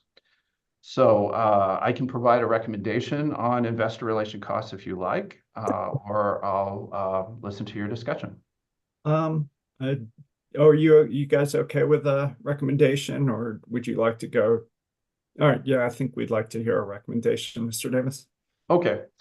Advisors see the prohibition in 291 as unambiguous, and there's no uncertainty regarding what is considered investor relation expenses in a public service rate case. As recommended by UCA, the Commission should direct Public Service to remove from its revenue requirement calculations all investor relation expenses as accounted for in the company's books and records. This is not a new category of costs. The Commission, the company, and the intervening parties are familiar with the scope of investor relation expenses from many previous rate cases. Commissioner Plant? Yeah, I agree with the recommendation. You know, this is something that I was hoping we might be able to address in the executive compensation component, because in addressing the question of executive compensation, you know, while I'm not interested in limiting the level of compensation the company can provide to the executives, I am interested in determining what is a just and reasonable level of compensation prudently attributed to the responsibility of the ratepayers. And they have a split responsibility. Executive employees do, both to the operations of the company and in service of the public utility, but also to maximize the return to the shareholders. And these two responsibilities can be in tension with one another. So I think it's reasonable for the Commission to establish an upper limit to compensation that's a responsibility of the ratepayers, above which that responsibility lies with the shareholders and the investors. You know, Minnesota tried to address this question, and they decided that the chief executive of the state, the governor's compensation, would be used as the upper limit. I don't know that this is a good solution for Colorado. First of all, the governor's salary of $123,000 is set in statute, and prior to 2019 hadn't been changed in 20 years. Modification of the salary is in the hands of the legislature, and it's focused on the job of governor, not the utility. So it doesn't seem like there's a good nexus there. The utility says that the executive compensation is in line with other Fortune 500 companies. However, this approach fails to recognize the unique nature of a monopoly public utility and the fundamental differences in a free market commercial system and that of a regulated monopoly utility.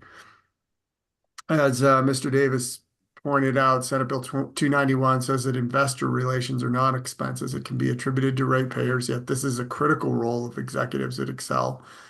We haven't received any breakup from the company regarding the percentage of time spent on investor relations.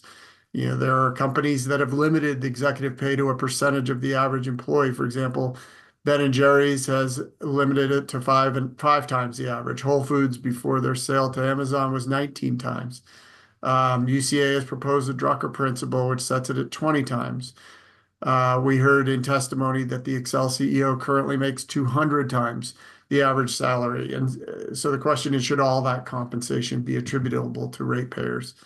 You know, in the next rate case, I think we need a much more substantial examination of this issue and a greater level of transparency of the executive responsibilities to determine what expenses will reasonably fall within the constraints of the statute and what components of executive salaries are prudently attributable to ratepayers.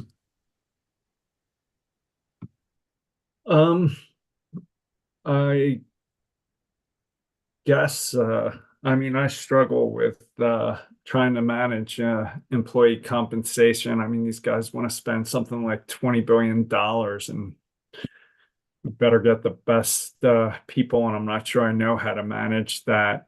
Um, um, um, I guess Commissioner Gilman, I mean, so I guess Commissioner Plant, you see the the reason you brought up the executive compensation now is because you think a significant portion of the salary is devoted to investor relations and sort of falls afoul of this statutory prohibition. Is that sort of the argument why you're raising this now? I guess it's going to come up later in the discussion. Just trying to understand how you're linking the two. Yeah, I'm trying to deter. I mean, the executive, C-suite of the company is, a big part of their responsibility is investor relations. It's maximizing shareholder value, it's maximizing return to investors. And so what we know from the statute is that is not a role that the legislature has said is attributable to ratepayers, but we don't know what that line is, and we don't know where we draw that line. There's been a variety of different ways, of trying to do that without having a specific, you know, categorization of percentage of time that an executive spends on investor relations versus, other operations of the company. We don't have any good measure. UCA proposed using the Drucker principle. The company said, well, that's not a good measure, but they haven't come back with what is the percentage of time that their executives spend on investor relations. So we really need that kind of transparency from the company in order to make that determination, absent some other measure that we could apply that would be a reasonable proxy. And I don't know what that reasonable proxy is. So I'm suggesting that in the next rate case, that transparency be included in the company's submission so that we can determine what percentage of that work is attributable to investor relations and what is attributable to the company. Well, I certainly support that, given that the statutory prohibition is absolute, as Mr. Davis said. So just so I'm clear, what exactly are you asking for in this case? Are you asking that this commission try and somehow limit employee compensation? Are you trying to reduce the revenue requirement because the investor relations number is too light? Or are you just seeking clarity about this going forward in the next rate case filing, so we actually have the information to enforce the statutory prohibition? So for the purposes of this rate case, I'm supportive of the advisor recommendation. For purposes of the next rate case, I'm asking for this level of transparency as it relates to executive compensation so that we can make an attribution associated with executive compensation in the next rate case. I don't think we have the information in this rate case, unfortunately, to do that here. Okay, I think I'm probably okay with that. I don't know, Commissioner Gilman. Yeah, maybe a question to you, Mr. Davis. As you understand how investor relations expenses are tracked right now or as they've been recorded, do you understand that to include the partial salaries of employees who participate in those activities? I don't think they do. I think the salaries are addressed as employee expenses, compensation. Investor relation expenses are more limited than that. So I agree with Commissioner Plant. We don't have much of a record on time spent in what would reasonably be considered investor relation activities. Okay. Can I just ask one follow? So, Mr. Davis, if we did have that data, would it fall within the statutory definition of investor relations? I think that could be something the commission could determine, yes. You know, just for clarity, my recommendation was that we've seen investor relations expenses in every rate case. So I don't think there's that ambiguity that public service claims. But this is going beyond what I was talking about, that we also don't have information on time spent on this or other activities I think we'll talk about later. Sorry, Good foreshadowing, Mr. Davis. I think this is an issue in the lobbying expense as well. But yeah, so I agree with what I understand to be kind of a two-step decision here, whereas in this rate case, agree with UCA that it's unambiguous, it's clear that anything that's already been classified as investor relations is prohibited by the plain language of the statute and should be removed. Going forward, I think if I'm to paraphrase, the commission has some significant concerns about compliance with SB 291 in terms of employee compensation or the percentage of employee time as a factor of their compensation that is spent for the means of investor relations as an additional expense that may not be shown at this point in time. So I agree with Commissioner Plant to order additional reporting from the company, tracking certainly beginning in 2024 if available, and moving into 2025 and each year thereafter for them to essentially record each employee that participates in any investor relations activities, what proportion of their time it was, and that employee's total compensation, so that this could be actually identified in the future. Does that align with your interest, Commissioner Plant? Yes. I strongly support that and appreciate your raising it, Commissioner Plant.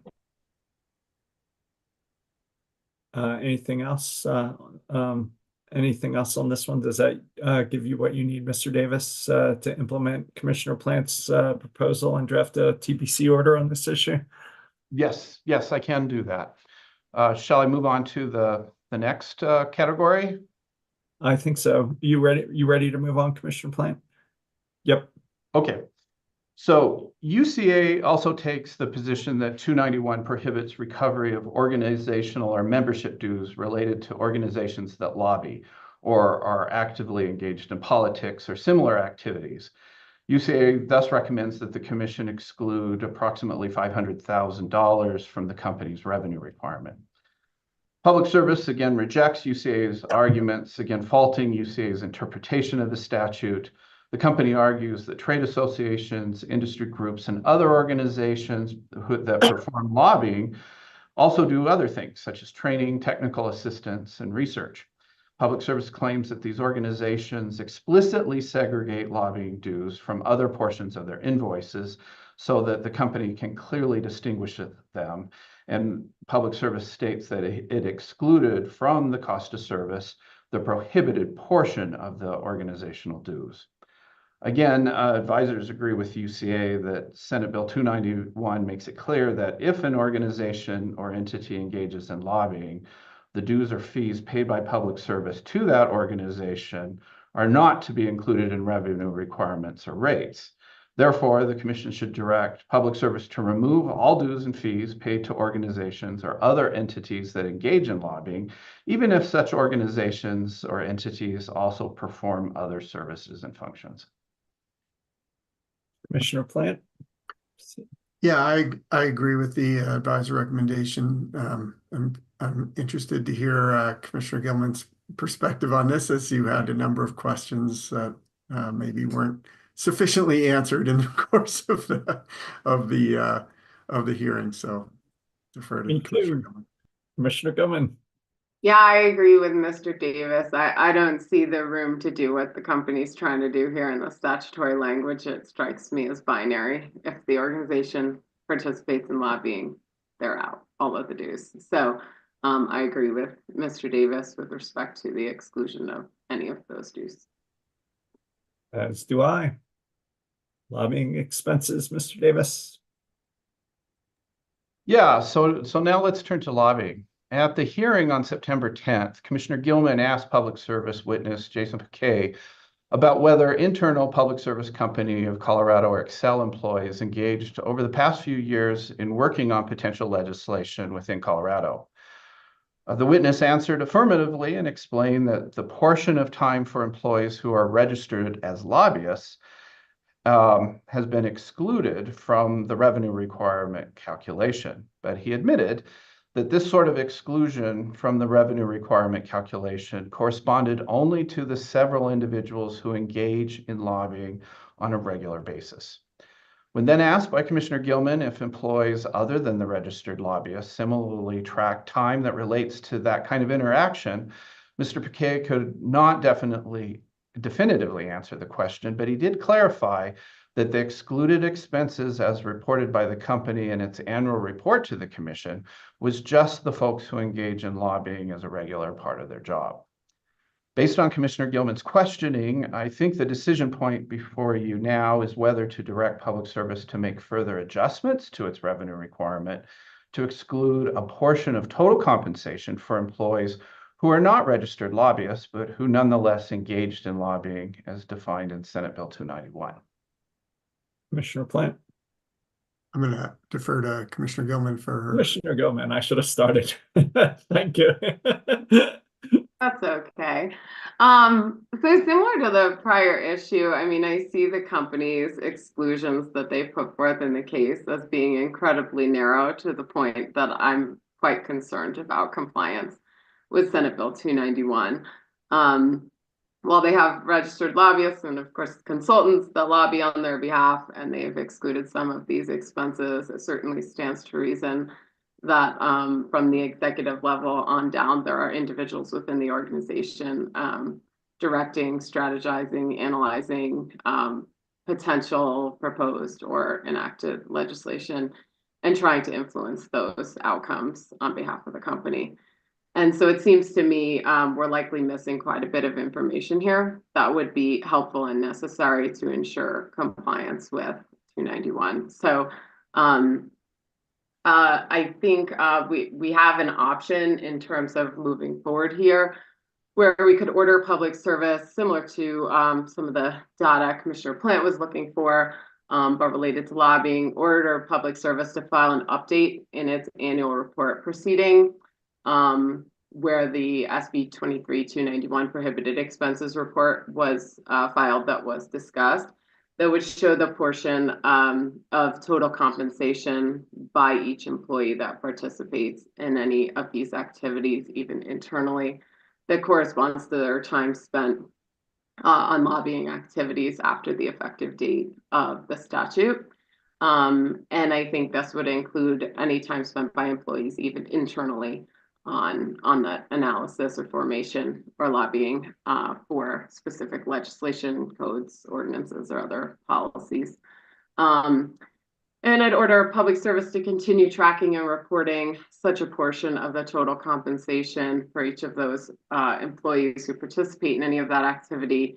It should include all salaries, benefits, and bonuses to indicate their total compensation for calendar year 2024, as well as subsequent calendar years.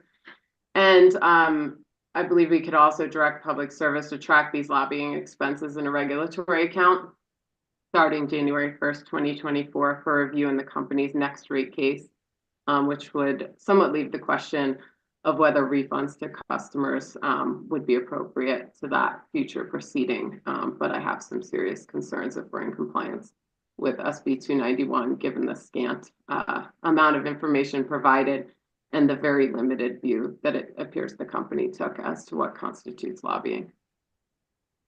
Commissioner Plant. I would agree with Commissioner Gilman's suggestions there and support that. Well, they're now more than suggestions. So as would I. Mr. Davis. Yes, so I think that's plenty to go with here. So shall I move on to the next topic, which is rate case expenses? Yep. Okay. So another provision in 291 involves section 40-3 10251. And that section is subtitled Limiting Recovery of Rate Case Expenses. Part A of the new statute requires the Commission to establish rules to limit the amount of rate case expenses that a utility may recover from ratepayers. Two options for the rules the Commission is supposed to consider are: one, limiting the amount of expenses for outside experts, consultants, and legal resources that are recoverable, and two, setting an overall percentage of the utility's expenses in a rate case that are not recoverable. The rulemaking is now ongoing in proceeding number 24R 16080G. In this rate case, Public Service requests recovery of about $1.6 million for rate case expenses and requests a regulatory asset for rate case expenses amortized over 36 months. Most of those expenses were for legal counsel, but expenses for two consultants sum to approximately $260,000. Staff contends that the company does not provide sufficient evidence of cost savings through outside contracted resources rather than using internal legal staff and subject matter experts. And staff notes that in the last rate case, the Commission capped recovery at actual incurred expenses of $2 million, and that cap thus encouraged the company to better manage its expenses in this next following rate case. Staff recommends a cap of $1.3 million for this particular proceeding. UCA recommends disallowances of the consulting costs as well as 50% of the outside legal fees. UCA also takes issue with the company's statement that it issued a competitive solicitation for those outside legal services and contends that the company provides no evidence that its outside legal counsel and consultants provide more efficient or cost-effective services than those available with in-house staff. In rebuttal, Public Service maintains that it has taken steps to contain rate case expenses and objects to a cap on these expenses. A cap, according to Public Service, is unsound regulatory policy because it could require the company to absorb costs beyond its control, and because the rate-making process is established by law and the company should not be impeded in its ability to address the issues in these proceedings. The company further disagrees with UCA's recommendations for disallowances, contending that it would not necessarily be more cost-effective to hire in-house expertise for what is essentially a peak workload during a rate case. So the question here is, should the Commission authorize $1.577 million in rate case expenses for this case as requested by Public Service, and should that be amortized over 36 months? So I'll pause for your discussion, or I can present a recommendation here. Yeah, if you have a recommendation, that'd be great. Okay. We recommend authorizing $1.4 million in rate case expenses for this proceeding. This represents an approximately 50-50 sharing between ratepayers and shareholders of the $260,000 requested for the hired subject matter experts. In the company's last gas rate case, which was a combined phase 1 and 2 case, the Commission allowed $2.2 million of expenses, noting that the company was indeed expected to better manage these expenses for the reasons that had been articulated in that case by UCA staff. So in this case, although there's less legal counsel than previously, we note that this is only a phase 1 proceeding.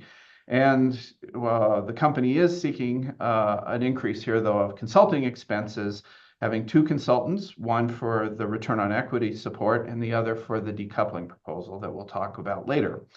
So advisors suggest that it's appropriate for shareholders to share some of those costs and to remind the company that consistent with previous decisions, the commission expects better management of rate case expenses. So again, our proposal is 1.4 million in rate case expenses. That's a 50-50 sharing of the 260,000 on hired subject matter experts. And as far as amortization, the 36 months is fine with no prohibitions on future recovery as proposed by staff, at least at this time. Commissioner Plant, I agree with the recommendation. Commissioner Gilman, I also agree. as do I. I guess we're at 11 o'clock. Why don't we take, say, a 10-minute break and come back at 11:10? Would that work for you, Mr. Davis? Yes, that works well. All right, let's come back at 11:10.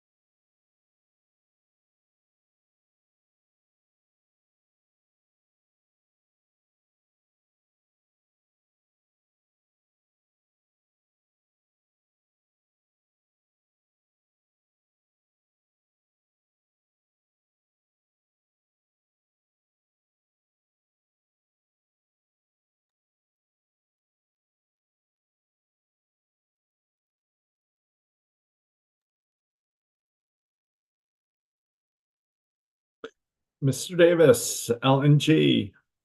Okay, yes, we have several more disputed expenses to present. I'll present one of these, the LNG and CNG, and then Ms. Achenbo will present 10 other issues that were contested in the case. So public service includes in its test year revenue requirement about $6.8 million for both compressed natural gas and liquefied natural gas services, as presented in the direct testimony.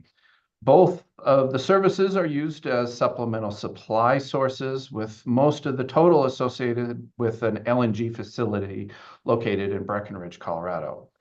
The company states that in addition to the LNG commodity, additional costs are related to equipment rentals such as storage tank and vaporizers and site security. A third-party supplier provides these services as well as operational support during the heating season. UCA questions the inclusion of LNG costs in the test year, recommending disallowance of $5.9 million. And UCA also raises a number of issues, including that the LNG facilities should have had a CPCN. The company did not explore alternatives to LNG and CNG. And UCA raises just general affordability and safety concerns regarding LNG in particular.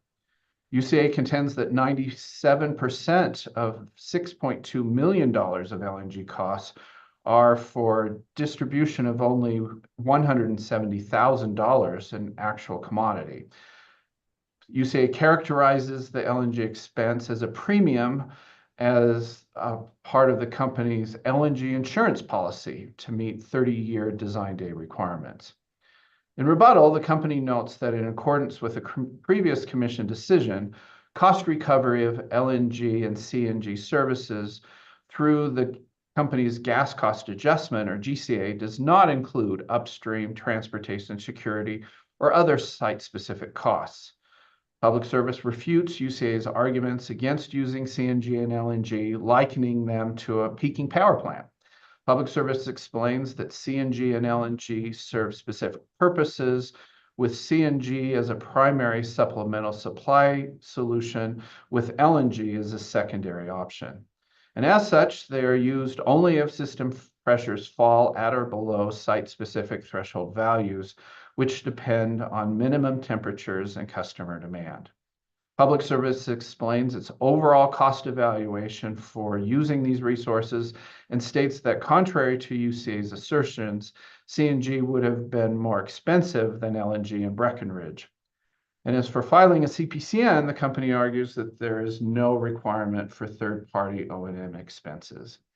Here, advisors recommend authorizing the inclusion of $366,000 for CNG and approximately $5.4 million for LNG third-party vendor support and materials. These are numbers that are presented in the company's rebuttal testimony in table LGR3.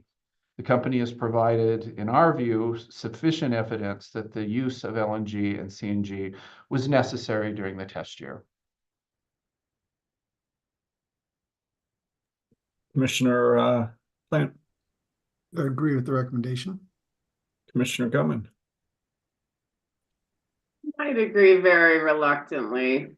I really struggled with this one, in part because I know, like, the company invokes the idea that, you know, the commission had indicated in the Clean Heat Plan that CNG or LNG could be rational parts of a non-pipeline alternative, right? Perhaps to kind of span a short-term gap to get you the time where other implementation of other strategies could occur. That's not really what happened here, to my understanding, right? Several years ago, they didn't have that interpretation when they began investing in LNG in Breckenridge. It appears more of like a very retroactive kind of planning situation where clearly there's more customers subscribed and hooked up to be served in that area than the company's infrastructure was able to serve. And so we ended up with kind of a $6 million a year Band-Aid to deal with the additional capacity that was needed that the system wasn't able to serve. I don't have any idea how many customers kind of put them over the edge there, but at $6 million a year, those are very expensive customers to have been added to the system. So I just struggle with this in its entirety. I mean, I continue to agree with our Clean Heat Plan stance that LNG and CNG could be rational parts of a non-pipeline alternative strategy. I'm encouraged that it appears the company will propose some non-pipeline alternatives for specifically the Breckenridge area where they're having these major issues. But I think they're being overly generous to themselves to say that the LNG in this case was part of an NPA strategy. It was deployed before. To my understanding, they really embarked on looking at those. So I just struggle with the planning that got us into this mess. So perhaps just some more language about the real concern on how capacity expansions and concerns are being done, whereby here we have a massive shortfall in really a fairly confined area. And you got to wonder how we got to this point. So I don't necessarily see another option. I don't see a specific exclusion. I very much struggle with the prudency of how we got to where we are. Although perhaps this is a rational thing to do at this point. What led up to it is very confusing and troubling to me. Commissioner Plan, are you, I mean, I certainly agree with the planning bust and how we're orienting to new growth and the concerns about who pays and the economic incentives. Do you have any concerns with that language? No, I'd support that. Mr. Davis, does that give you what you need?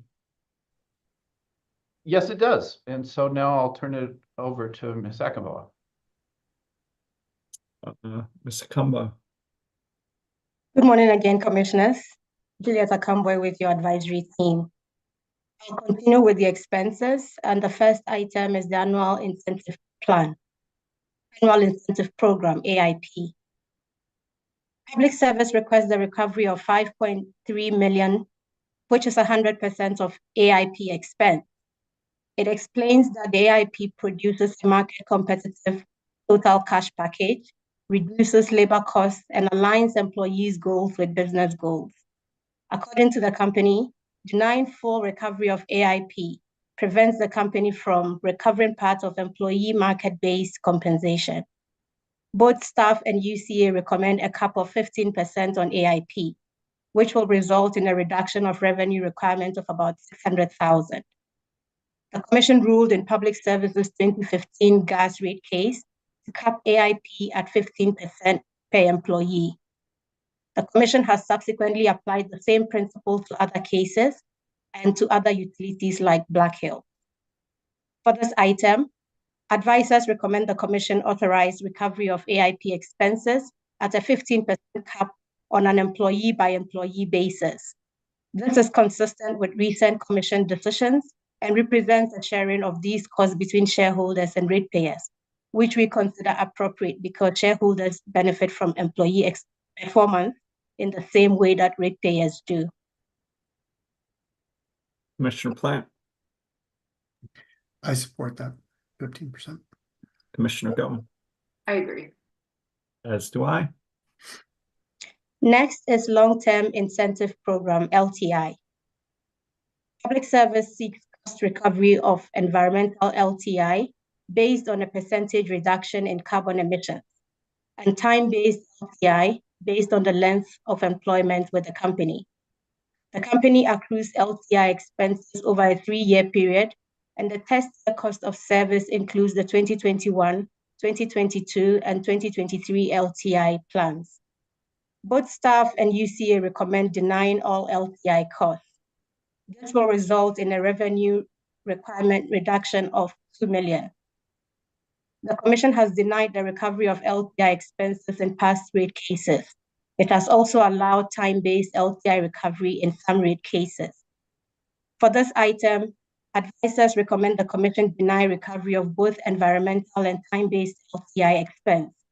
We agree with staff that the company has not demonstrated that time-based LTI leads to employee retention. And regarding environmental LTI, we agree with UCA that ratepayers should not be required to reward company employees for achieving goals that a company must by law achieve. Commissioner Plant, I agree with the recommendation. Commissioner Gilman, I also agree. as do I. Keep going. Next item, pension impact of incentive pay. Public Service seeks to recover 1.7 million of qualified pension expense and 110,000 of non-qualified pension expense on an aggregated basis. Staff recommends capping AIP pay at 15% of an employee's salary, and by extension, removing the pension expense impact related to employee compensation for AIP above 15%. In recent rate cases, the Commission has required the company to eliminate from revenue requirement the pension impact of incentive payments above 15% of base pay. For this item, advisors agree with staff. Consistent with previous Commission decisions on this matter, the recovery of pension impacts should reflect a 15% cap on the AIP. Commissioner Plant, Agree with the recommendation. Commissioner Gilman, I also agree. as do I. Moving on, vacant positions. Public Service seeks the Commission's authorization to recover the cost of employee positions in the test year, even if the position was vacant for all or a portion of that period. Even though the company fails to provide the number of vacant positions that must be refilled or replaced, it contends the full cost of the positions is necessary because the departure of an employee does not mean the position will not be refilled during the rate effective period. Staff argues the company's inability to provide the current number of vacant positions and the cost estimates for these positions, especially for positions which have been unfilled for more than 6 months, is unreasonable. On this item, while it is not clear that the cost of the vacant positions is because the company fails to provide that information, advisors recommend the Commission allow costs associated with vacant positions. We agree with Public Service that the number of vacant positions continues to fluctuate and may or may not result in lower labor costs. Commissioner Plant, Yeah, this one's a little more difficult for me. I tend to agree with staff on this. You know, without the information about, you know, they say that the vacant positions fluctuate up and down, and so we should just compensate the vacancies. But, you know, we don't know how long these vacancies have been there and what the overall vacancy rates have been over the test period. So, you know, I tend to agree more with staff on this one. Commissioner Gilman, Yeah, there's a lack of information here to make a really compelling case that these are necessary. While it would be ideal for them to be fully staffed, it's not even clear, you know, given this rate adjustment, that they will become fully staffed. So I agree with Commissioner Plant. I'm certainly not going to dissent, so I agree as well. Keep going. Thank you. The next item is the Golden Service Center sale. Public Service initially proposed to retain 100% of the 4.7 million gain from the sale of land for its Golden Service Center and absorb the 400,000 loss on the sale of the Golden Service Center building. In its rebuttal testimony, the company says that it had determined that the land was solely owned by the company's electric division, and as such, the sale of the Golden Service Center land and buildings should be considered in an electric rate case. UCA recommends addressing this issue in this proceeding and that the Commission should find that, quote, the record demonstrates that Public Services Gas Division agreed to shoulder the losses on both buildings as well as gas gathering assets for a total of 800,000, end of quote. Staff recommends the sale of the Golden Service Center buildings and land be addressed in the company's next electric rate case. Both staff and UCA recommend that the Commission establish, through a rulemaking, general rule regarding the treatment of non-depreciable assets. For this item, advisors recommend the Commission leave this issue to be addressed in the next electric rate case. In this case, the company should ensure that no amounts related to the facility are included in revenue requirements. Advisors do not recommend the launch of another rulemaking based on the record in this proceeding. Commissioner Plant, I agree with the recommendation. Commissioner Gilman, Also agree. as do I. Next item, capitalized labor. Public Service requests authorization to recover labor in the company's rate base as capital rather than O&M expense. This results from fundamental accounting and rate-making practice, which allows the company to charge labor costs incurred when constructing a capital project to the project. The effect is labor costs being capitalized as plant in service.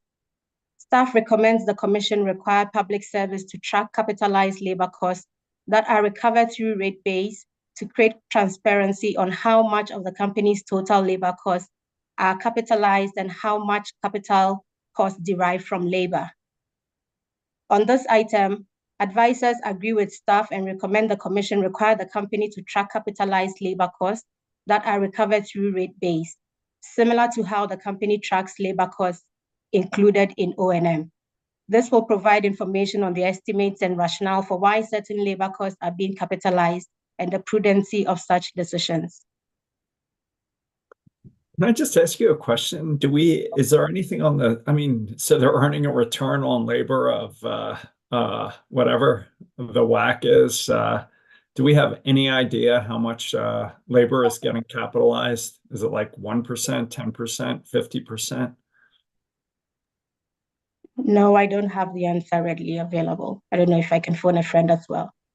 The friend just keeps showing up. Yeah. It's a great friend to have. Yeah. So I think what staff is raising here is that it really doesn't have good information to answer that type of question, Chair Blank. And that's really the purpose of this increased transparency, a disclosure of how much of the labor costs are associated with projects that are generally under construction, right? And that, you know, if the labor is used to install a pipe, right, that labor is later capitalized. What staff wants to see is, well, how much of the overall labor expenses are being treated that way, because yeah, that becomes part of the cost of the pipe as an asset, and that's what's depreciated over time, but it's also what the company earns a return on. And earning a return on labor, you know, is a regulatory question. Yeah. Okay. I remember when we were doing development, you could capitalize labor to the project, but we certainly didn't earn a cost of service return on it. Commissioner Plan, yeah, I assume you're okay with this. Yes, I am. Commissioner Gilman. Yeah, so Mr. Davis, I guess, is it your understanding that like there's an employee on the actual construction side of the business, you know, that a portion of their labor that can be attributed to a specific project gets capitalized, but then if they're like not on a project or something they might be doing that's actually O&M gets expense. So each one of those kind of physical labor employees is being divided out based on their time spent. You know, I don't know whether it's that granular for employees. You know, it may be that they just know that a particular crew is working on the installation of a new pipe and that will be capitalized, whereas another crew is doing maintenance, which is expensed. I don't know whether it's an employee by employee tracking or whether it's more standardized. Okay, and any insights as to if this is only labor for the actual construction versus, say, design and other aspects of the I think if it's labor spent at the design of the pipe that's being installed, that is also capitalized. You know, I think when you look at work orders for a particular project, you do see this. But what I think staff is really asking for is for it to be presented in a way so that it is more comparable to overall labor costs. And so the commission has an understanding, is most of labor really being capitalized and turning into rate base, or is most labor expenses are they expensed? Which is, I think, the default treatment in establishing rates. Do you think there's any kind of additional detail that we would need in terms of like by job category or by division, like portion of the company? Or do you really think one kind of ratio or comparison will be enough to help us better understand the issue? Well, I think that's a great question, and perhaps the commission should consider directing public service to work with staff on how this information is presented. Okay. Yeah, I mean, I think could that's a good certainly inclusion. see, sometimes we ask these questions and they just cause more questions. Right. So, to me, it's like, well, what category of employee was this? Based on the different levels, kind of what proportion do we see being capitalized versus expense? To me, seems like a very important part of understanding the data rather than just getting one number and going, okay, I'm not so sure what this means. Yeah, so perhaps we could direct staff to work with the company on kind of identifying what those labor categories are that it would be divided into, but I would be ready to suggest there should be more than one labor category so we can actually understand the data in terms of what type or level of employee are we talking about. Yeah, and I'd like to see the total dollars that are being capitalized, the earnings on those dollars. But I like your idea a lot of directing the company to work with staff. Commissioner Plant, you okay with all that? Yep, I agree. And Thank so you, we Mr. just see Davis. that in the next rate case. Is that the idea of when we'd actually see that information, Mr. Davis? Yes, I think so. But as staff is working through it, if it does find something it wants to raise to the commission's attention, it certainly can in the meantime. Okay, thanks. Regulatory assets and trackers, prepaid retiree medical. Public Service forecast the 13-month prepaid retiree medical asset balance to be 19 million on a public service gas utility O&M basis. The company further estimates this would result in a 1.3 million annual prepaid retiree medical asset amortization expense, which has been included in the company's proposed cost of service. The company requests to include the retiree medical asset in rate base to earn WACC and proposes to amortize this over 15 years. In the company's last gas rate case, the commission authorized the company's request to include the item in rate base. The commission further directed the company to, quote, put forward analysis and options for amortizing the prepaid retiree medical asset with an end goal of eliminating it from rate base in a reasonable time frame, end of quote. Staff recommends denying the 15-year amortization period for the prepaid retiree medical assets, arguing public service should work to eliminate the regulatory asset because there is no evidence of full ratepayer liability. Staff also contends there are a lot of lingering issues that need clarification from the company, including 1, how and why this regulatory asset grew drastically since 2015. 2, how much public service ratepayers have paid into the contributions made to the retiree VIVA fund. And 3, how much of the remaining balance is the responsibility of ratepayers. Staff proposes the commission either direct the company to answer these questions in detail in a separate filing or in its next phase 1 gas rate case. UCA supports including the unamortized portion of the prepaid retiree medical asset in rate base as approved by the commission in the 2022 gas rate case. On this item, advisors recommend the commission authorize prepaid retiree medical assets in rate base as previously approved. Approve a 15-year amortization for the determination of revenue requirements and require the company to provide more detail as to the 15-year amortization request in its next rate case, consistent with the questions raised by staff. Commissioner Plant, I agree with the recommendation. Commissioner Gelman, I also agree. as do I. Next is information technology IT cost deferral. Public Service requests deferred accounting for some IT capital investments placed in service after the test year of this proceeding. The company states this deferral would apply to agent technology and cybersecurity assets that have relatively short depreciable lives. The company contends that approximately 21% or 10 million in short-lived IT investments may never be recovered in rates due to the regulatory lag associated with historical test years. Public Service therefore proposes the deferral of these incremental agent technology and cybersecurity costs starting January 1st, 2024, for possible recovery in its next phase 1 rate case. It also recommends deferring depreciation expense associated with the plant in service, as well as interest on that balance at the company's WACC. Both staff and UCA recommend the Commission deny the company's proposal to create an IT cost tracker.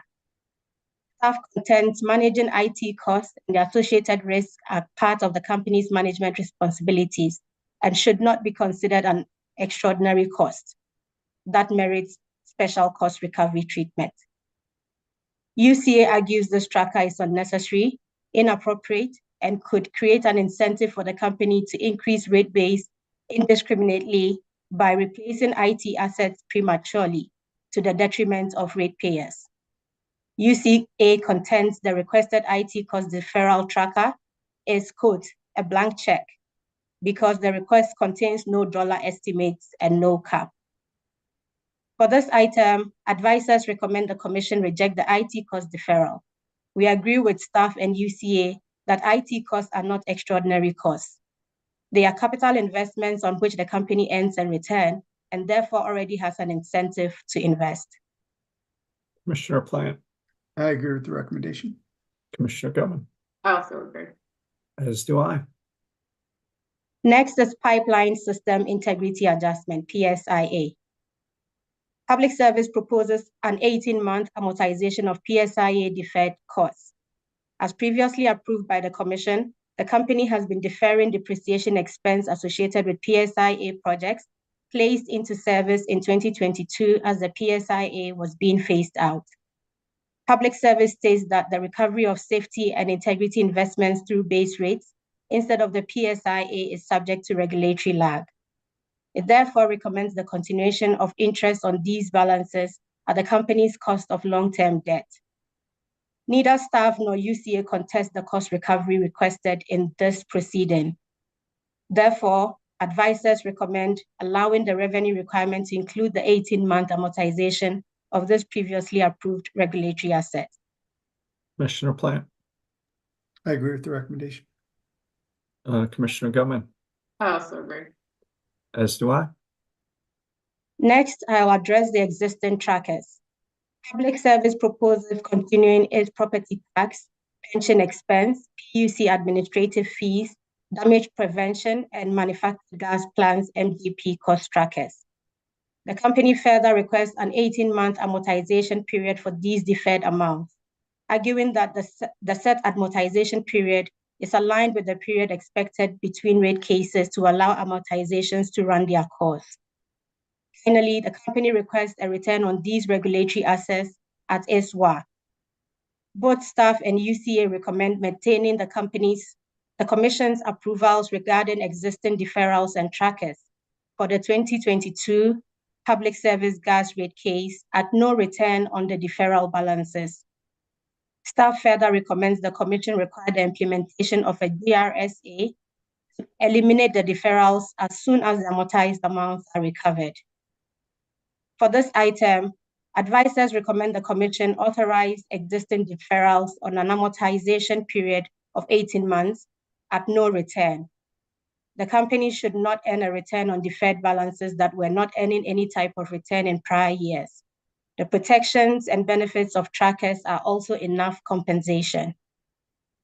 Commissioner Plant, I agree with the recommendation. Commissioner Gellman, I also agree. as do I. Thank you, Commissioners. I will now turn this back to Mr. Davis. Yes, and I'm going to follow up with one item that relates to the series of trackers and regulatory assets that were just discussed.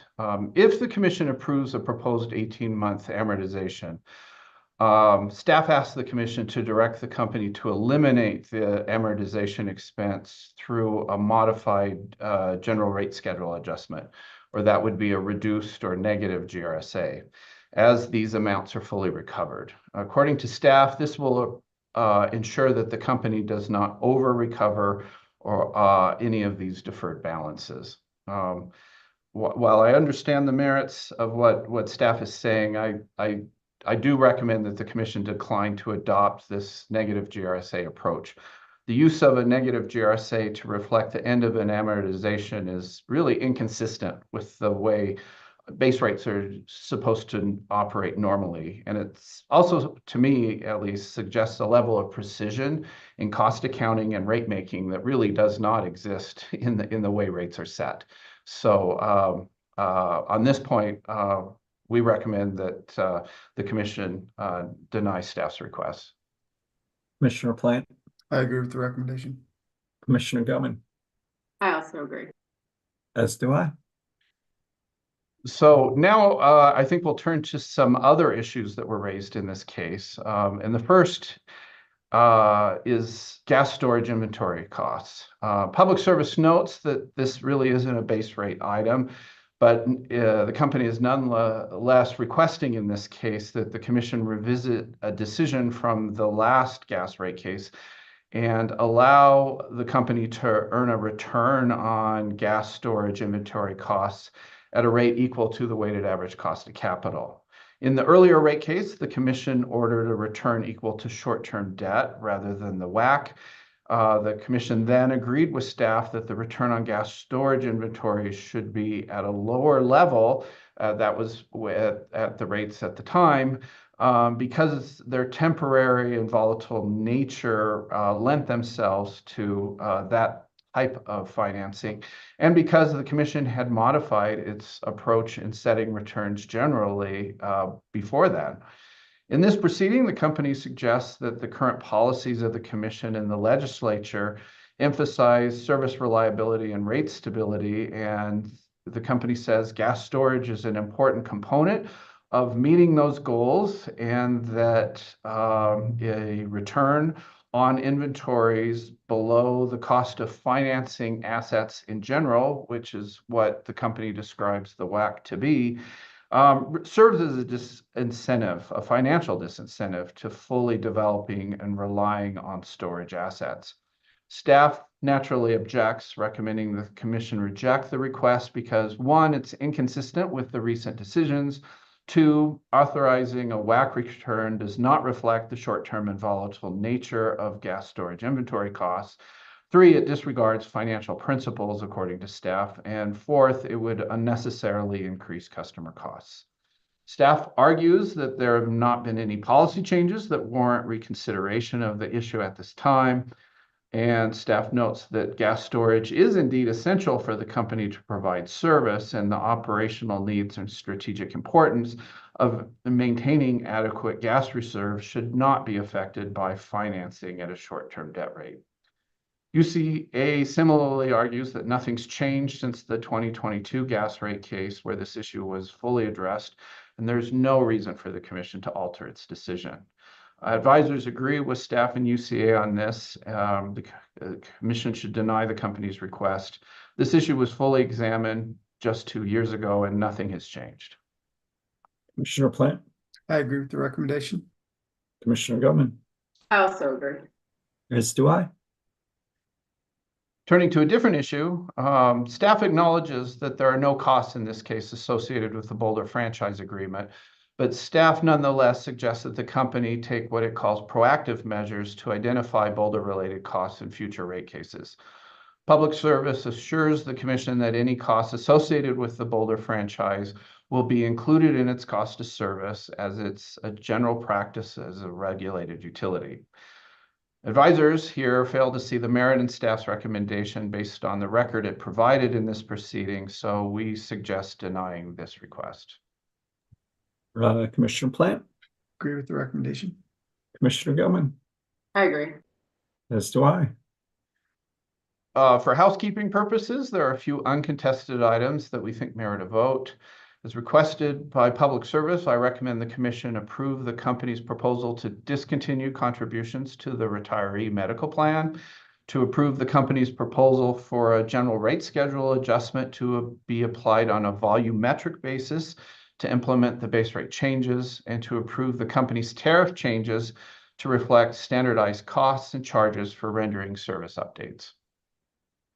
Commissioner Plant, I agree. Commissioner Gilman, I also agree. as do I. So we're nearing the end of the decision points driven by the parties' advocacy. So next, Public Service proposes a decoupling mechanism called the revenue stabilization mechanism in this rate case.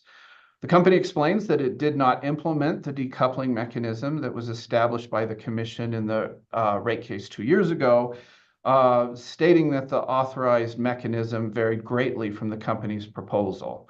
The company contends that in the previous case, the Commission had misapplied the statutes that govern the decoupling mechanisms. So in this proceeding, Public Service now proposes a revenue stabilization mechanism to align the company's rate-making structures with the Public Policy Directive for reduced emissions. The proposed RSM is a full decoupling mechanism, so that means essentially that the company would collect a predetermined revenue amount based on the total non-gas revenue requirement from residential and small commercial customers, regardless of actual energy consumption. Quarterly true-ups would be made to the rates to prevent any over or under collection of those revenues. The company suggests that the residential gas and commercial small gas customers would be those that are subject to this RSM, because it's those rate classes that have the largest percentage of fixed costs recovered through volumetric rates.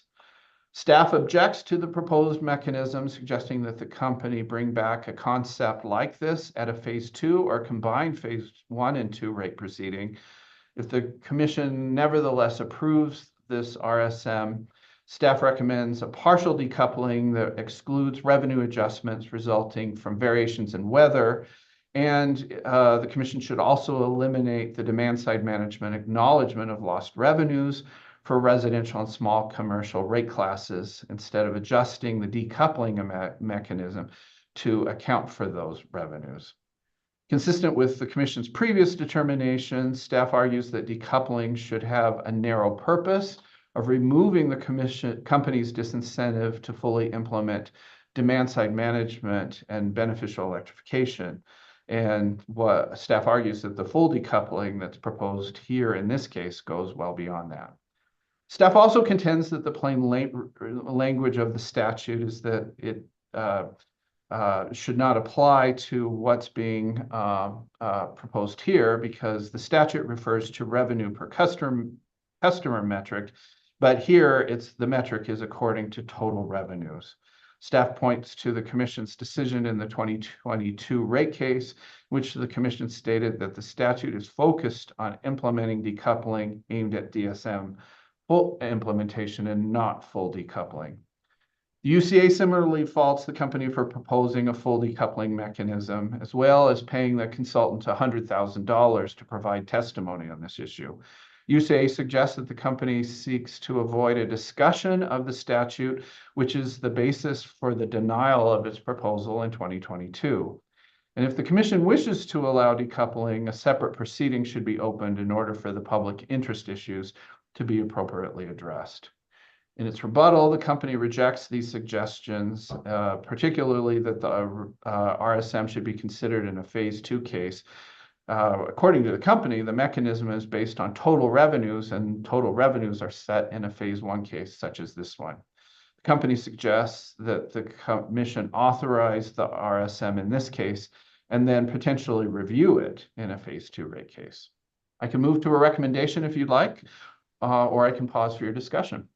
I think we'd like a recommendation. I recommend denying this proposal in this proceeding.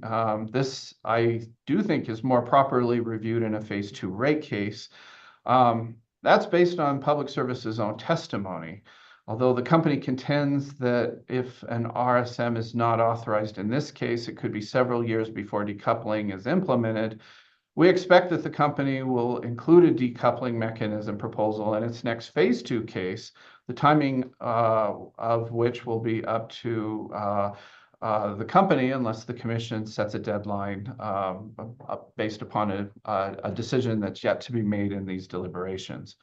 For context, to the extent this is necessary, the commission did interpret the statute in the last rate case and found that the company was overreading the language. The commission found that the statute is focused on implementing decoupling aimed at DSM. There's been nothing to, in our view, in the advisor's view, to change that read of the statute based on the record here. So our recommendation is to deny this. This is really more properly viewed in a phase 2 rate case because we essentially think the commission or the company is admitting that the problems are because of its rate design. Commissioner Plant? Pop me. Sorry, I agree with the recommendation. Commissioner Gutman? Yeah, Mr. Davis, I agree with your recommendation. In their testimony, the company points largely to rate design issues as the need for the decoupling mechanism or stabilization mechanism or whatever.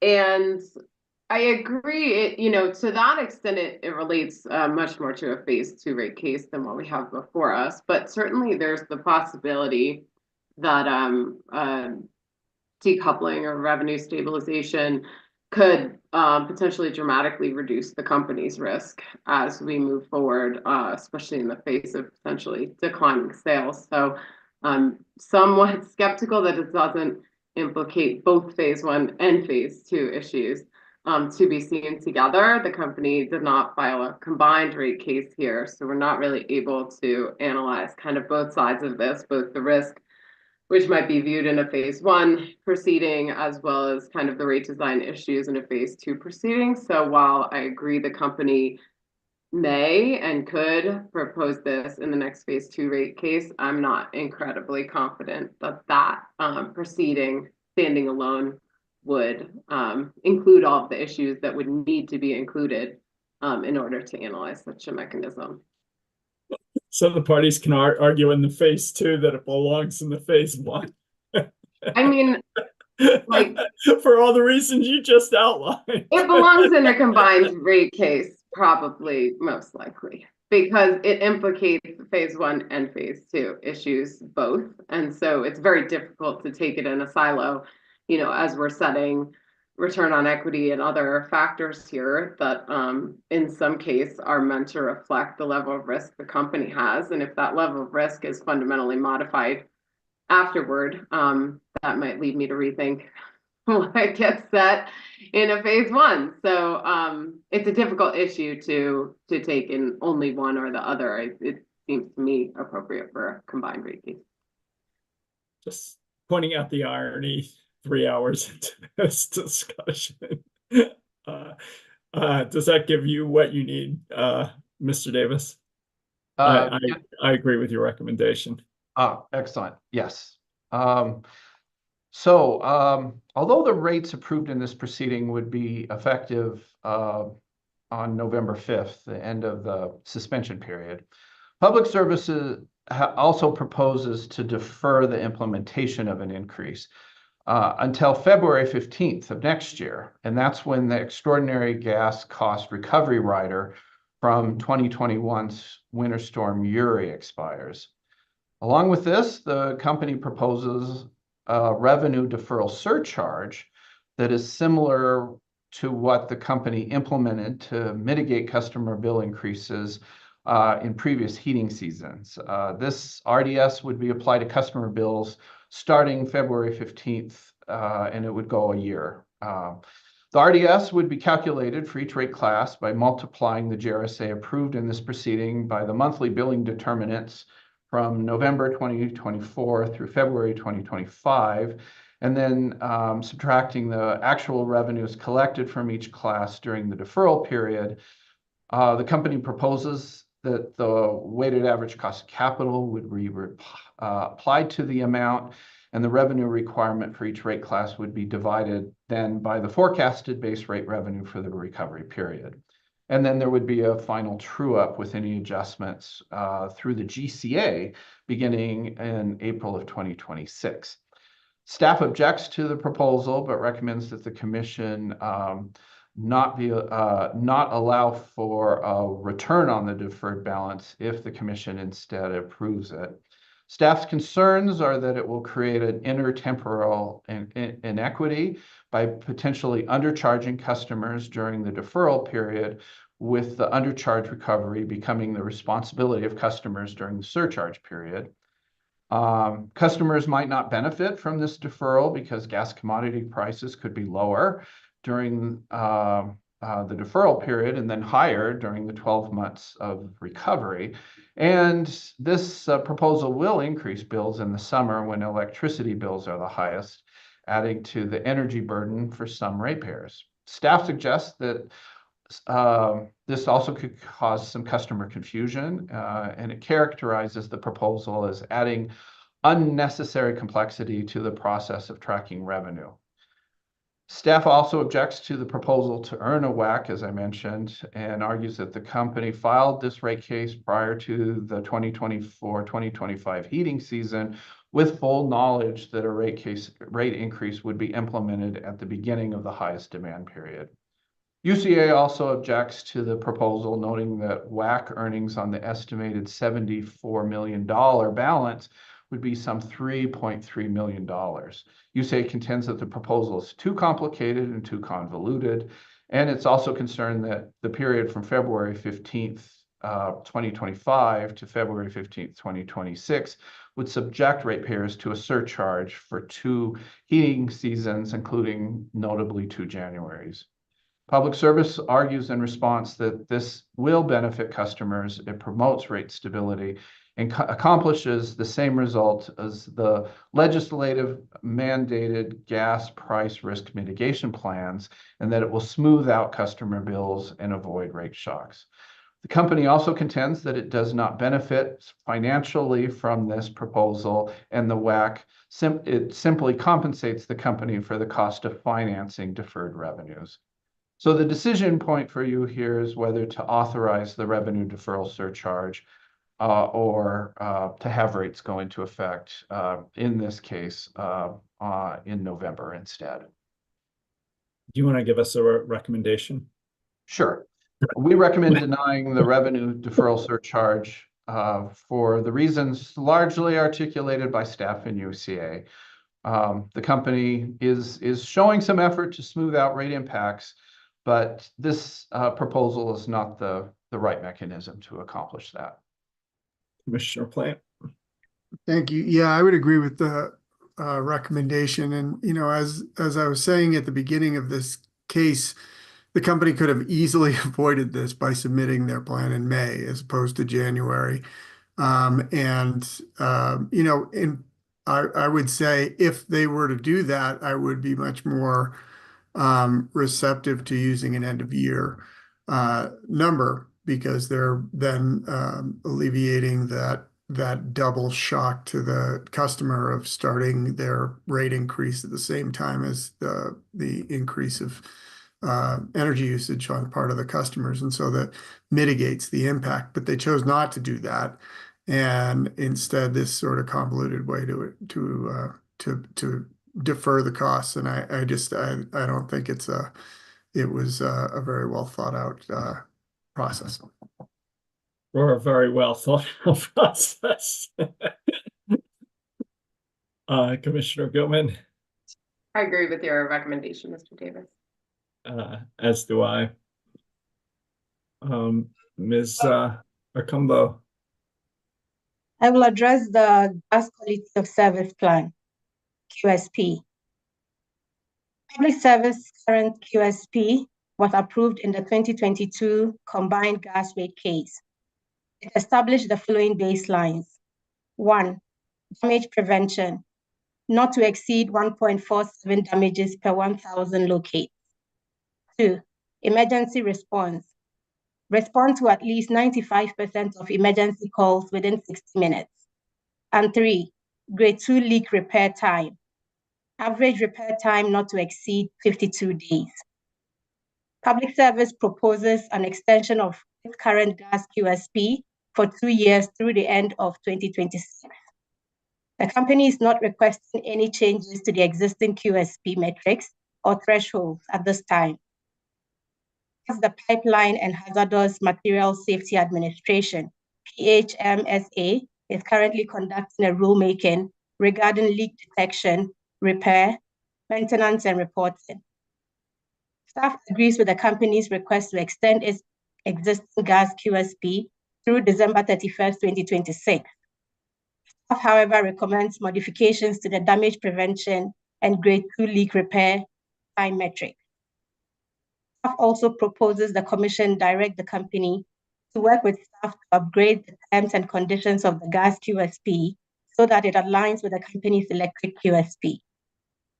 Public Service disagrees with staff's recommended QSP modifications and requests the Commission reject them as premature.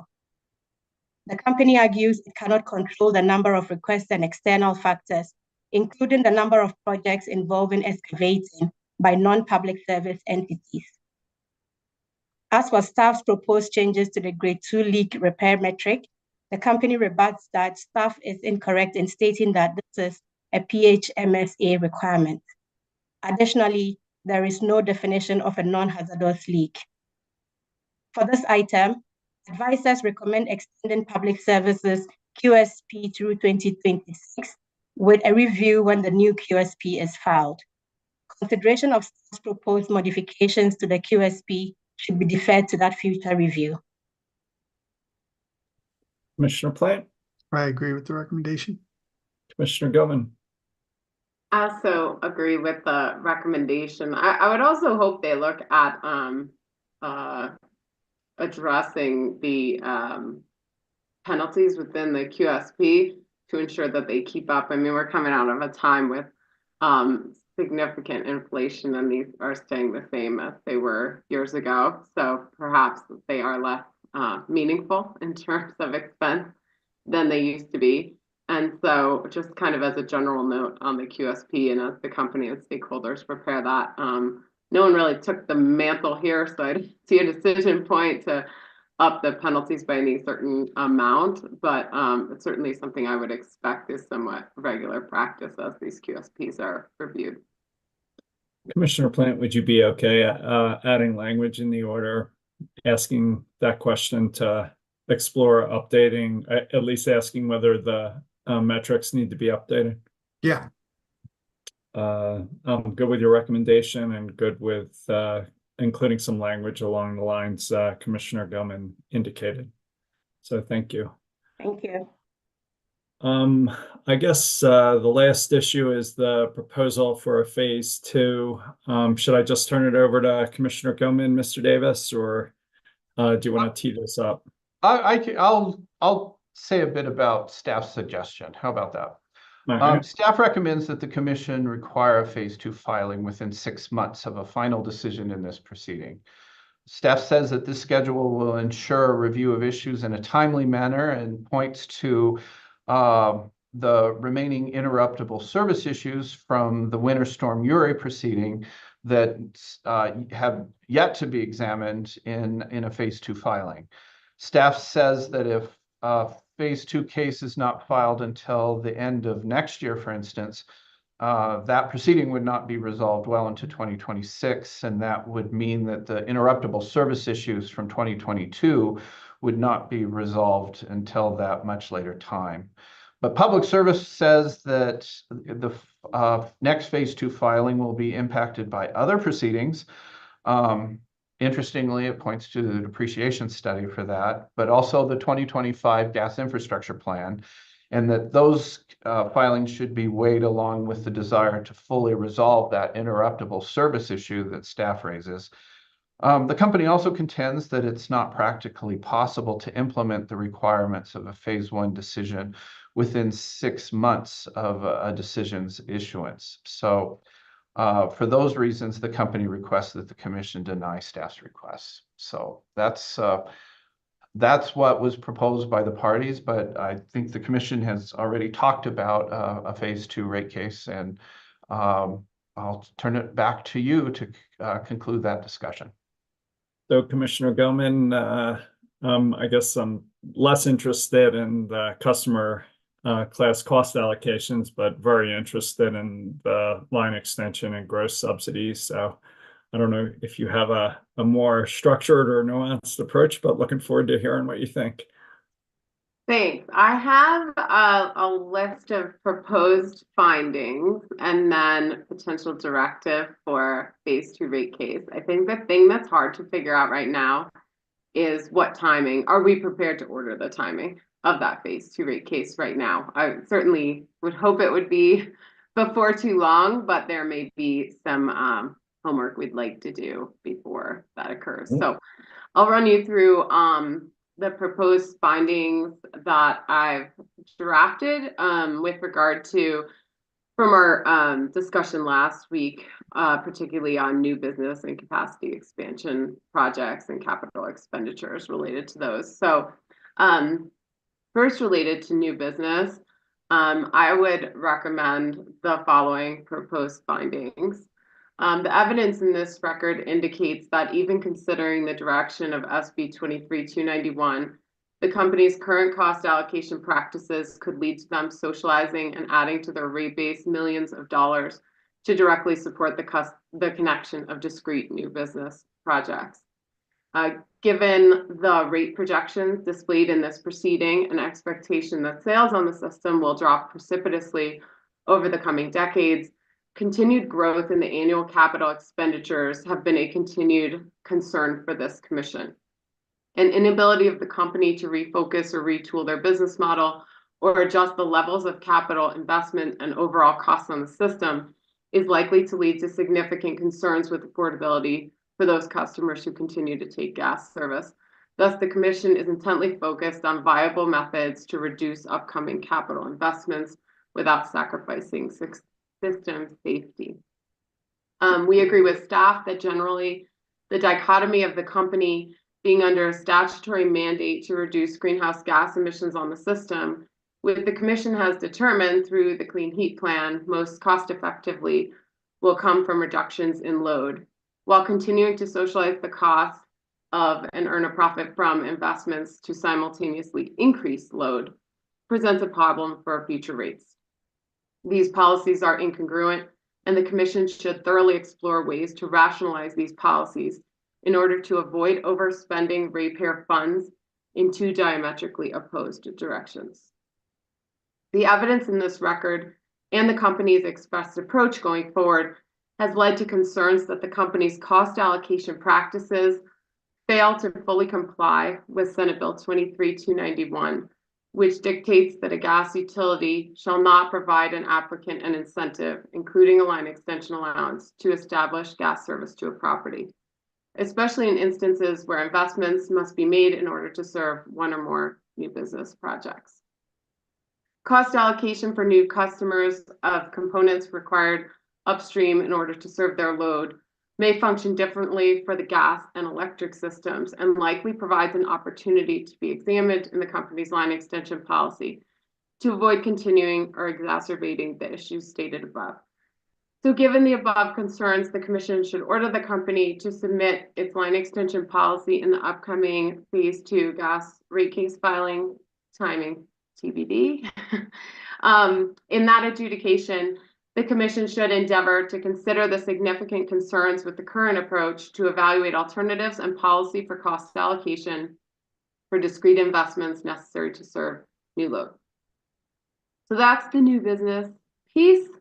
So essentially, those findings would lay out the array of our concerns with regard to the current practice and projected practice as the company sees it, and put us on a path to review the line extension policy in an upcoming phase 2 to specifically consider these concerns and what could be done on cost allocation. So I got two things for you, and then maybe I'll turn it over to Commissioner Plant. I'd like to cite Rule 4210C, not just the statute, as a basis for looking at these line extension policies. And then are you thinking, hopefully you're okay with that. And then the second issue is, are you thinking we're going to litigate the class cost allocation, or is this a more narrow thing? And legally, can we just look at not re-examine the customer class cost allocation and just do an advice letter filing that's more narrow? Okay, couple questions, a couple responses. So in 4210C, it looks at essentially states the line extension policies, procedures, and conditions shall be based on the principle that the connecting customer shall pay its share of the estimated full incremental cost of growth, including any costs associated with the increase in design peak demand. I think I got it right. Yeah, I'm not prepared to say that definitively the direction that gives and the direction that SB 291 gives are the same.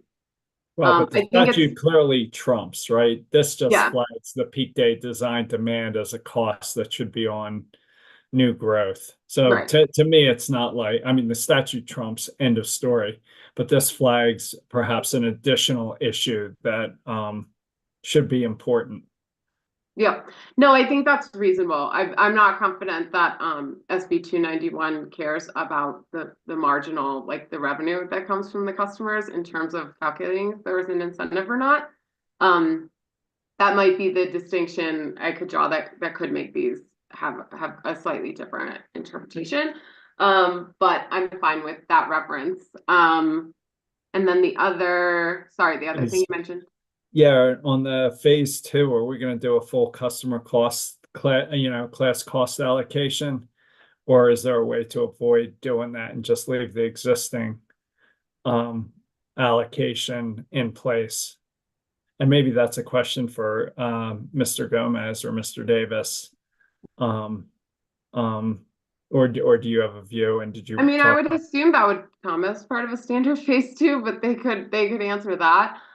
With regard to the route I'm looking at here in terms of addressing cost allocation, especially the discrete additions to the system or investments to the system in order to serve specific new business customers, to me, that's a cost allocation principle that I believe I'm seeing done differently in the electric system and the gas system.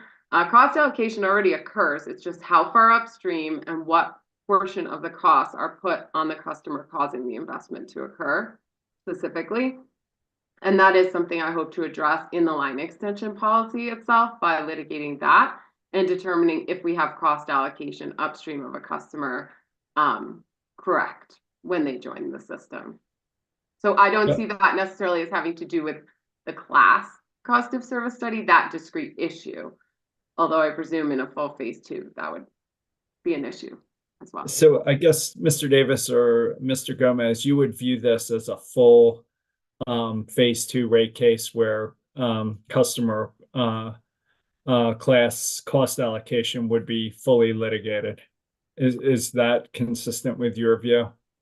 That's generally what happens in a phase 2, because it may be that residential customers are responsible for certain costs being incurred versus commercial customers, large commercial customers versus small commercial customers. So that's standard. But I do think if one of the concerns is that the commission wants to assure the parties that it's comfortable with the general breakout of customer classes, then I think the commission could indicate that, that it's still interested in having residential customers as the primary rate class. Whereas cost allocations between rate classes would be something that is normally reviewed in a phase 2. All right. So there can be some findings that express some satisfaction with the status quo, and other findings that express dissatisfaction, and that might guide the litigation. But it would be a full litigation over all the normal phase 2 issues. We're not trying to limit it in this decision. That would be my recommendation. Yes. Commissioner Plant, anywhere you'd like to go? Yeah, that all sounds good to me. And, particularly that last point, if there are, commercial customers that are driving a certain capacity increase, I'm assuming that would be something that could be considered within the context of the phase 2. Is that correct? I think so, but Mr. Davis, Mr. Gomez. Yes, that is correct, Commissioner Platt. And this sort of idea of long run marginal cost allocation, as it relates to upstream capacity requirements that maybe phase in over time, is something that we would be discussing, or are you talking about direct extension policies? That's Mr. Davis, I think. Mr. Goman, Commissioner Goman. Yeah, I guess is that in regard to what I wanted to look at in the line extension policy? The way I envision the separation on new business and capacity expansion is in new business. If you even look, for example, at the projects within this proceeding, there are discrete regulator stations, discrete piping that was served as needed to serve that new customer or that new load or development. So I see those as being essentially a cost allocation issue to be debated in the line extension policy to determine the customer's responsibility, especially in light of the Senate Bill 291 language that they can't receive an incentive to join the system, to ensure that we have that cost allocation between new customers and essentially rate basing or socializing the cost right, especially for those discrete investments that are necessary and can be pointed to as having to be added to the system in order to serve those new customers. I see capacity expansion further upstream as a slightly different and admittedly more nuanced issue. And so I have a few proposed findings related to that, but I haven't gone over those yet. Okay. All right. I'll leave that till then. Thanks. All right. That sounds like a nice segue, Commissioner Goman, into capacity expansion. Okay. So I propose a few findings related to capacity expansion projects in general as well. First, the company's evidenced practice of continuing to hook up new load despite an apparent inability of the company's gas infrastructure to reliably serve the amount of load they're adding, while then conducting capacity expansion projects after the fact on an urgent basis, once customers are at risk of loss of service, is troublesome.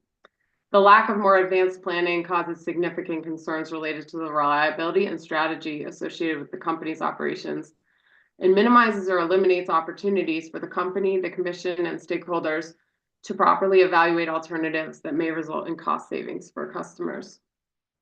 This record contains several examples of multi-million-dollar capacity expansion projects, some of which may not be supported by any new revenue, as we saw in the case of the West Metro project, CPCN, which also shows up to some degree in this rate case.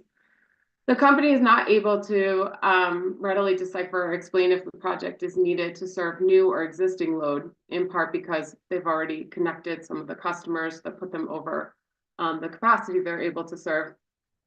And it's therefore difficult to tell the costs incurred for each new customer that has been added downstream, making evaluations as to the cost effectiveness vague and difficult to decipher.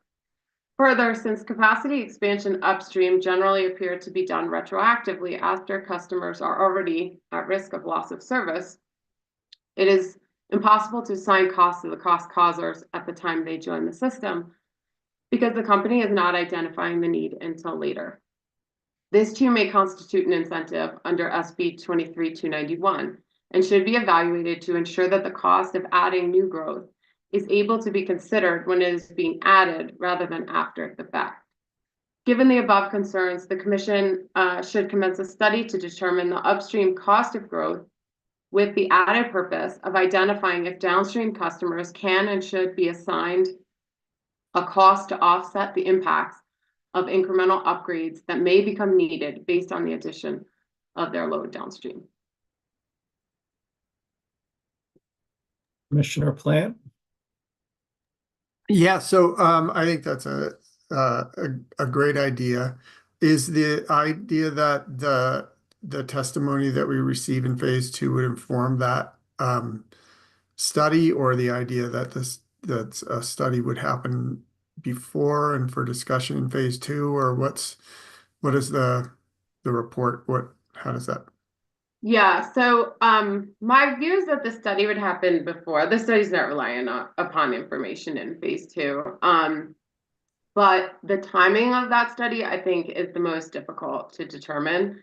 How long that would take us to execute and have reliable outcomes to kind of actually track upstream the incremental potential costs and getting closer to capacity expansions at each kind of level of the system upstream of a new load. So that makes the timing of the phase 2 a little difficult. If we want to have this information before, I'm not confident we'd have it in less than 9 months. And I'm not 100% confident about 9 months. I'm very confident we wouldn't have it in 6 months. So that makes this issue a little different. I think the new business issue is a little more cut and dry to be able to litigate now without further study. Whereas this issue of tracking system impacts further upstream in order to determine if that should be assigned to new growth would take a lot more analytics before we could really embark on that. So I think we have to decide, is this something we think we have to have before we go into a phase 2? In which case we'd probably be more in the 9 months to a year as the closest time frame that I would assume this information could be available. I'd be looking to you to suggest what you'd like to say, unless you have a strong opinion, Commissioner Plant. No, Commissioner Gilman. I'm curious, Mr. Davis, if we set, let's say 9 months in this proceeding, is that able to be modified? I think probably only in one direction. I don't think we'd move it up. But is that able to be modified, say, in a proceeding that would house such a study or through any other mechanism if we determine that timing is not working? Well, I think I think I'll need some help from Commission Counsel with this one. But when there has been good cause for extending a deadline, the parties or you know, an affected party could file a petition for variance from the directive of the deadline, and the commission could act on that request, and if it agrees that there's good cause, move it. In this situation, it may be that the commission has internally the best information on that, and that's why I think I need some help from Commission Counsel, because I haven't seen the commission on its own motion doing that. I would see that potentially as being a different process, and that's why I appreciate some help from Ms. Harper. Ms. Harper. Two options.